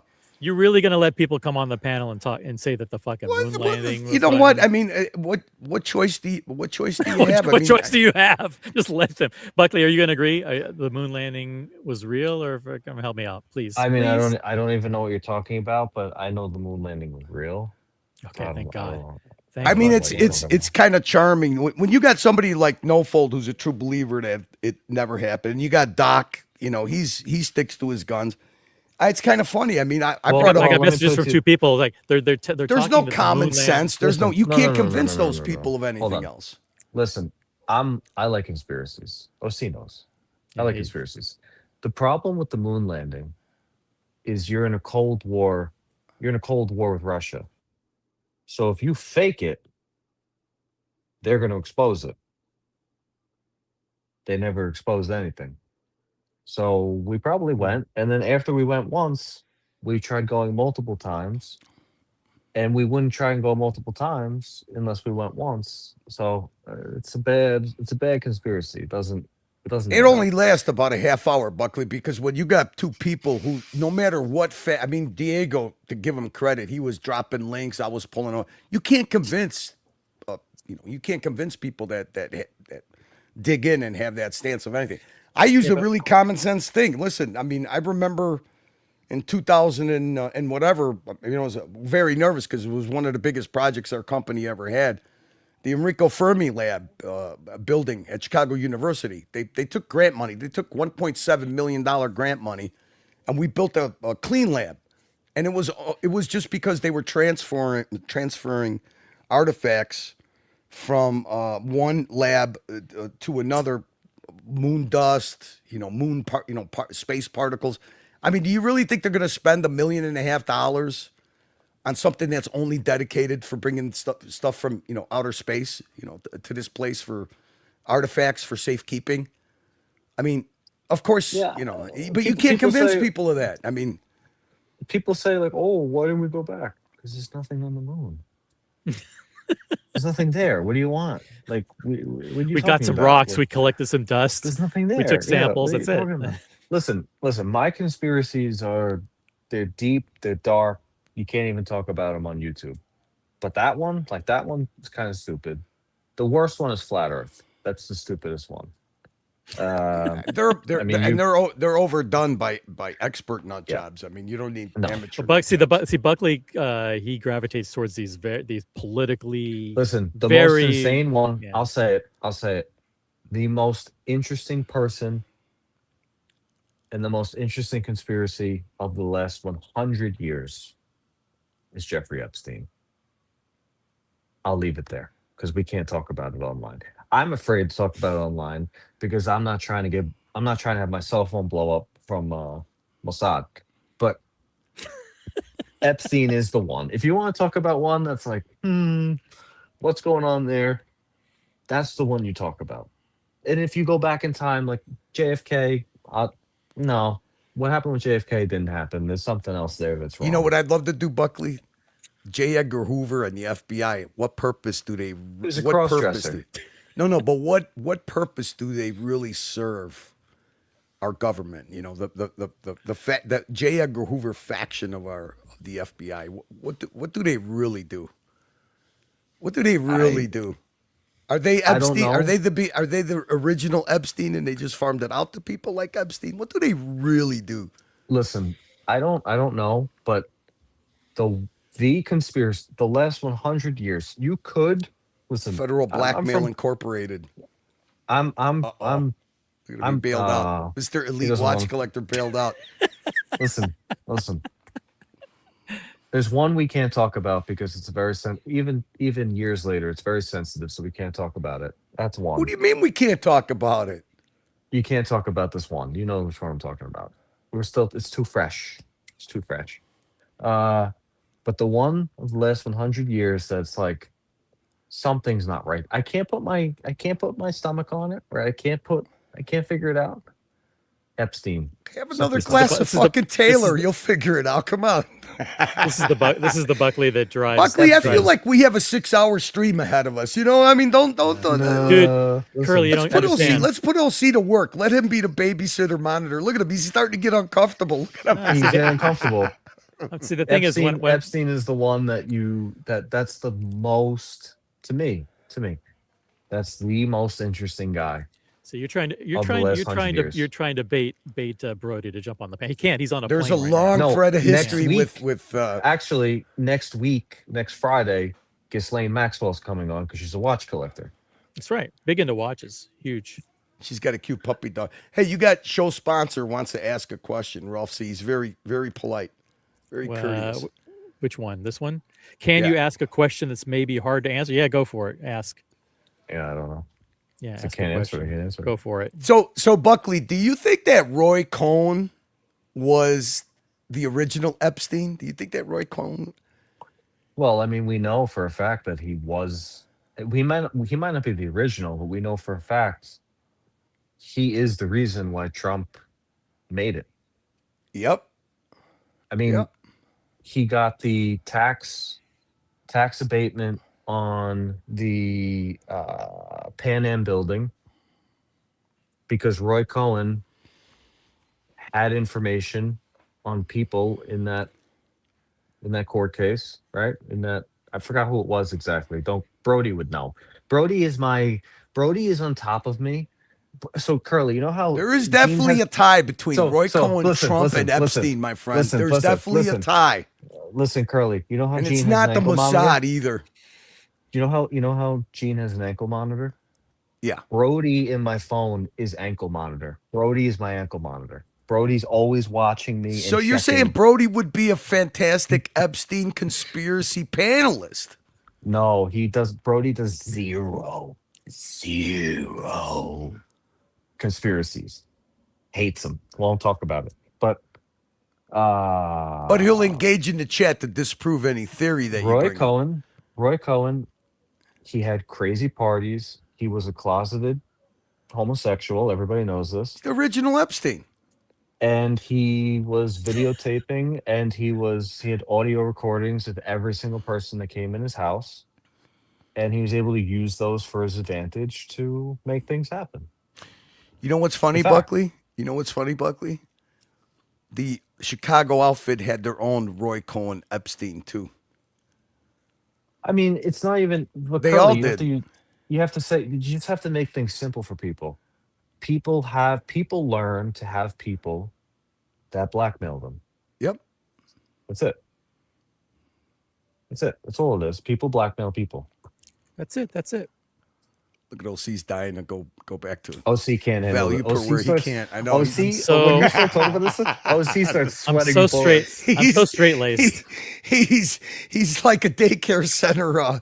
He's in charge of the daycare center. He's got to put the leashes on everybody. Come on, OC. We're ready to bust it out here, man. We're gonna ride this. We're riding dicks here. Yeah. Yeah. I have probably a handful of conspiracies, and one of them in particular, which was the whole COVID lab leak, is not even a conspiracy anymore. No, it's not. So it's not a conspiracy. So I have. Look, JFK. I think something's wrong there. I don't know what. Epstein, something's wrong. Listen, Fucking Brody, I love him. See, he's my ankle. That's my parole officer. Call me Brody- crazy, but I'm a big fan of evidence. Spoken like a true counselor. see, Brody is my parole officer. That's what he is. So he always. But I got Epstein. I got JFK. I had COVID and the vaccine, but that's now. I mean, everybody knows. And I got one more that we can't talk about. That's it. Oh, you can't tease. Wait. You got to give a little hint, something. Come on. No, everybody knows what it is. It's still too fresh. You can't talk about it. It's still too fresh. Can't It's talk fresh. It's about the it. But one- everybody knows what it is, but I'm in the dark. Candace. Come on. All right. Raf C, I missed the crew, the colony crew. Why is the channel taken down? If you can't explain it, I will totally understand. Well, the colony channel was just the people who ran it didn't want to run it anymore, and we already have this channel. But the colony exists. Buckley can confirm this. Exists in a form that is basically off of the stream. It's a private call now, so we have calls there's a call that happens every single day.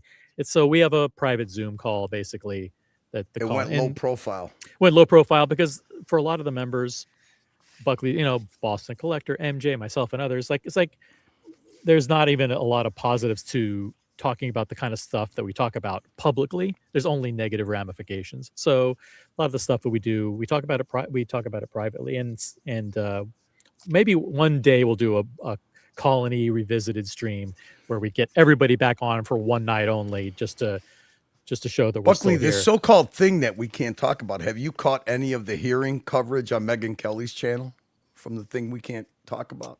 No, the thing we can't talk about is just it's too It's way out there. I mean, they're right. it's too controversial. Where you go, I know we all saw something happen, and there's no evidence. There's still no evidence. There's no evidence for the stuff you want I to talk know we all about, saw too. something happen, and that thing did happen, but also there's something that's not right. Like, Curly, I'll give you a hint. Did you see a plane hit the Pentagon? Oh, come on. Oh, geez. Oh, that one. Okay, I was on. I thought that OC gave a little hint. I thought we were talking about this. Yeah, I thought we were talking about that one too. Yeah. Listen, see, Buckley's into a lot of them. That's why we're Buckley, where Brody and Brody's a little bit more vocal. I'm just silent. Yeah, that's one I've never we actually started going down that thing one time when Tucker had the 7 episodes, but I can't get into it for personal reasons. I just don't. Yeah. I don't see the. There's just too much. Did you guys see the new Moon Swatch? Go fuck yourself. What the fuck, man? You're trying to fucking torpedo your own show? What the hell's wrong with you, man? I know it's kind of counterintuitive. You're just trying to get out of the deep end of the pool, huh? You want to go back to that fucking reach for the crown stuff? What's wrong with you? The new Parmigianis, guys, on Monochrome. My God. Yeah. Anyway, listen, I wanted to thank you for some thoroughly entertaining content tonight. It was awesome. Buckley, I hope you're enjoying fatherhood, and hey, keep being the executive producer for the first time that you had your hands on being executive producer. What a grand slam you hit tonight. He's back. Exactly call me that, but yeah. He's in control. He's the executive producer. He's got the keys. It takes a lot to motivate this guy to get him out of his comfort zone. He was definitely out of his comfort zone, but I mean, he adapted very quickly, and it was an awesome show. See how he turned the camera off, got some water? Needed some water. Yeah. Well, I mean, look, this is the Colonel Taylor, and there's a good That's the beginning of a great stream, man. Wait till we get down to wait till we get down to a quarter bottle, man. Well, the thing about dadhood is I'm way better at drinking now. What does that mean? I was not as good as it's very simple. I was not as good as drinking before, and now I'm better. This is a very chilled Buckley Unleashed. Usually Buckley Unleashed was a lot more rambunctious. It's chill. Fatherhood brought a chill to you. It's okay. It does it to all of us. Yeah, it happens. Still entertaining. Good tobacco, Buckley. Yeah, Buckley enjoys a good cigar too. Yeah, I see. He smokes cigars more regularly than you would think.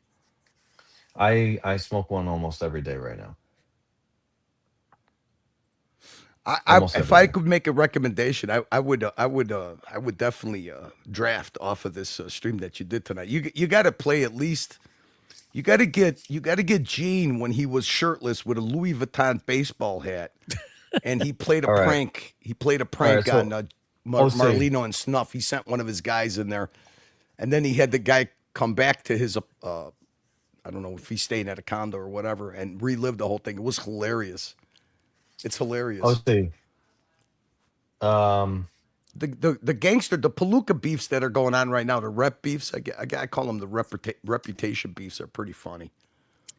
This is not a gold, man. This is not a crime. It's not a crime, a true crime channel. But you say once a week episode, man. Look at him, Buckley. Look at him, Buckley. You got him wrapped around your pinky. No. I have someone. No. Yes. Buckley, who's the guy? He's in New York. He's always walking down up and down. Because even Vukum ran into him one time. He's always walking down up and down 47th Street. He actually appeared in the Godfather 2 movie. He says he blew up the gates in Hollywood. You know the guy that I'm talking about? He's an old school like Vegas lounge gangster guy with all the 47th Street. Yeah, he's in New York. He's in New York. I'm trying to think of the guy. Hang on a second. You know who I'm talking about. You know who hangs out in 47th? He said he used to hang around with the Rat Pack. He was in the Godfather movie. He was a lounge singer in the Godfather 2 movie. Godfather 2. Oh, you got to know. He's Mr. Charisma. I mean, he's completely. He dated Marilyn Monroe, and he had a hand in her overdose. He's a storyteller, but he's hilarious. Oh no, that guy's a liar. You're talking about talking about it Carlo. Doesn't matter, but he's You're talking about Carlo, the guy who played Carlo. Yes. Yeah. No, that guy's the worst. No way. Come on, Buckley, could you just imagine him on the panel with OC? It would be fantastic. Come on. He's still alive. Who cares if his stories are true? He'd be like Mike the Snake. Who cares if his stories are true? He's entertaining. I know who you're talking about. You're talking about what the hell's his name? Don't say his name. Yeah, it is. Yeah, it's Carlo. Exactly. Carlo. You're talking about Carlo. Yes. Yeah, I know. He's a New York guy. Vukum actually ran into him on 47th Street, and the guy was dressed like he just walked out of a Vegas lounge in the 1970s. So you know who hangs out on 47th Street all the time? Johnny Sacks from The Sopranos. Oh, really? All the time. Oh, hey Buckley, what about the guy from Bronx Tale? Oh, OC, let's get Johnny Sacks on. He buys No. watches You know from who I'm Vukom. talking Oh, about? yeah? Chad. What's his name? Chaz Palminteri? Yeah. Yeah, but he's like an actor. I don't think he's. Dude, by the time OC's done, he's gonna have De Niro on here. De Niro and fucking Al Pacino. I could have all these guys on. Yeah. No, I think you might have a shot at getting Johnny Sacks on. You'll definitely get Carlo on, especially with the New York angle. Oh, see, in all seriousness, Johnny Sacks buys watches from Vukom regularly. Do you know who Johnny Sacks is? Yeah. From Sopranos. Yeah. He was head of the John Sacramone. Yeah. He died of cancer on the show, right? Like lung cancer. Yeah. Oh, somebody says that he's a watch dealer now. Wow. I don't know about that. I never heard Anyways, thank you for the entertainment. It was a great show. Pleasure. It's all OC, Buckley. All Buckley. Guys, have a great weekend. See you, chat. All right, we'll see you around, Curly. See you later. Peace out. Should we put a pin in it? Are we done? Does anybody from the Colony crew want to jump on? Is anybody out there? Eddie Mao, maybe a Rose, MJ without the camera. Anybody want to jump on? Anybody? Last chance. Yeah, someone can jump on. Actually, anybody who's vocal wants to take on Buckley and his crazy conspiracies? No, I was kidding. This is the last chance, guys. Last chance. We're really gonna call it. We're gonna call it in 3 minutes if nobody jumps on, and that's not. We gotta get Johnny Sacks on. Johnny Sacks, Johnny Sacramone.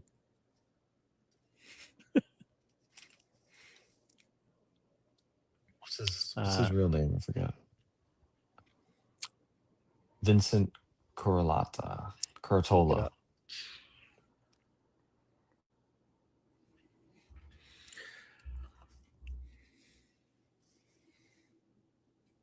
All right. I want to say right before we end the show, I want to say thank you to Julius Caesar for being a member for 15 months. I want to thank Logan Hall being a member for 21 months. We had some super chats in there from Tim G, from Vimal, Logan Hall, St. Peter, member for 6 months. Thank you. Karen Boswell, Mr. Tudor to you. Doc Mick in Florida re-upped his membership. Roth C became a new member. The immortal Biggie Mac, a numerous super chats. Thank you so much. Alamo 84. Let's see, who else did we have in there? We had Pasta Patate. Thank you. We had Peeps. Brody, Skip Intro, Vamaligan, Franchise Clubs, Dub Crown, Maldives, 514 Crypt, BMW Material, $10 super chat. Thank you very much. And becoming a member. Bob M. Big super chat, 60 euros. Thank you so much. TGO1, $100 super chat. Thank you. Chelsky, what's up, Chelsky? Thanks, everyone. Very cool. Thanks for watching, guys. Hit the thumbs up. If you are new to the channel, you made it all the way to the end, and you're a watch person, you like Rolex and Patek, subscribe, enable notifications, and we will see if you like the show. Thomas Burnett, £10 super chat to close out the show. Which gangster's watch is the classiest? Pablo Escobar's bust down, totally iced out date, Al Capone's platinum Patek pocket watch with 90 diamonds spelling his initials, or John Gotti's Piaget 9765. Probably Buckley, do you know any of these? Piaget. Probably Yeah. Piaget. Yeah, I'm with you on that one. Some of these smaller dates that the guys wore, like the the Tony Soprano, the 36-day date, classic, but it's just like they're all the same. They're all this, all the same yellow gold with a champagne dial, but totally iced out makes it different. Al Capone's Platinum Plaka watch. Interesting. We got the Franchise Club's $50 super chat. Buckley and OC, thank you for the entertainment. That's very, very generous of you. Thank you. Enjoy fatherhood, Buckley. Can't wait for the next episode of Buckley's Mob Corner. Yeah, the Buckley's Mob Corner podcast. I didn't do any of the work. You did all the work. I didn't do any of the work. It's all on you. Sometimes it's the idea guy that deserves the credit, right? And the execution guy, he just puts stuff in the motion, makes stuff happen. Need another watch reveal. By the end of the year, I'm hoping that I will do. Here's my plan. I'm going to do a triple unboxing show sometime between now and the end of the year. It's going to be a triple unboxing. I have I've set my bar extremely high. Triple unboxing show. It'll be like one show. It'll be like members only, and that's it. Thank you, Franchise Clubs again. Okay, cool. Guys, hit the thumbs up. Let's see. Do we have 100 likes? That's what I want to know. We're not ending the show unless we have 100 likes.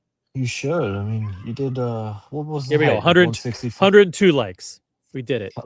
What'd you do? 165 at the top? Yeah. Let me see. Let me check. I have the analytics running in real time here. We hit a peak of.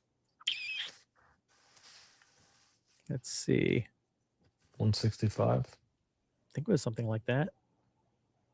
Viewer activity, stream health,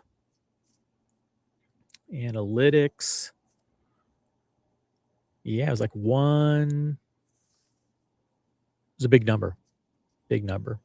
165, I think. Thank you, Franchise Clubs. Thank you, Thomas Burnett. All right, guys. Peace out. Have a good weekend. After show link. After show link. That's the same as the show link. Here we go. Quick. VIP after show. If anybody wants to jump on. Peace out. We're ending the show. Jump on.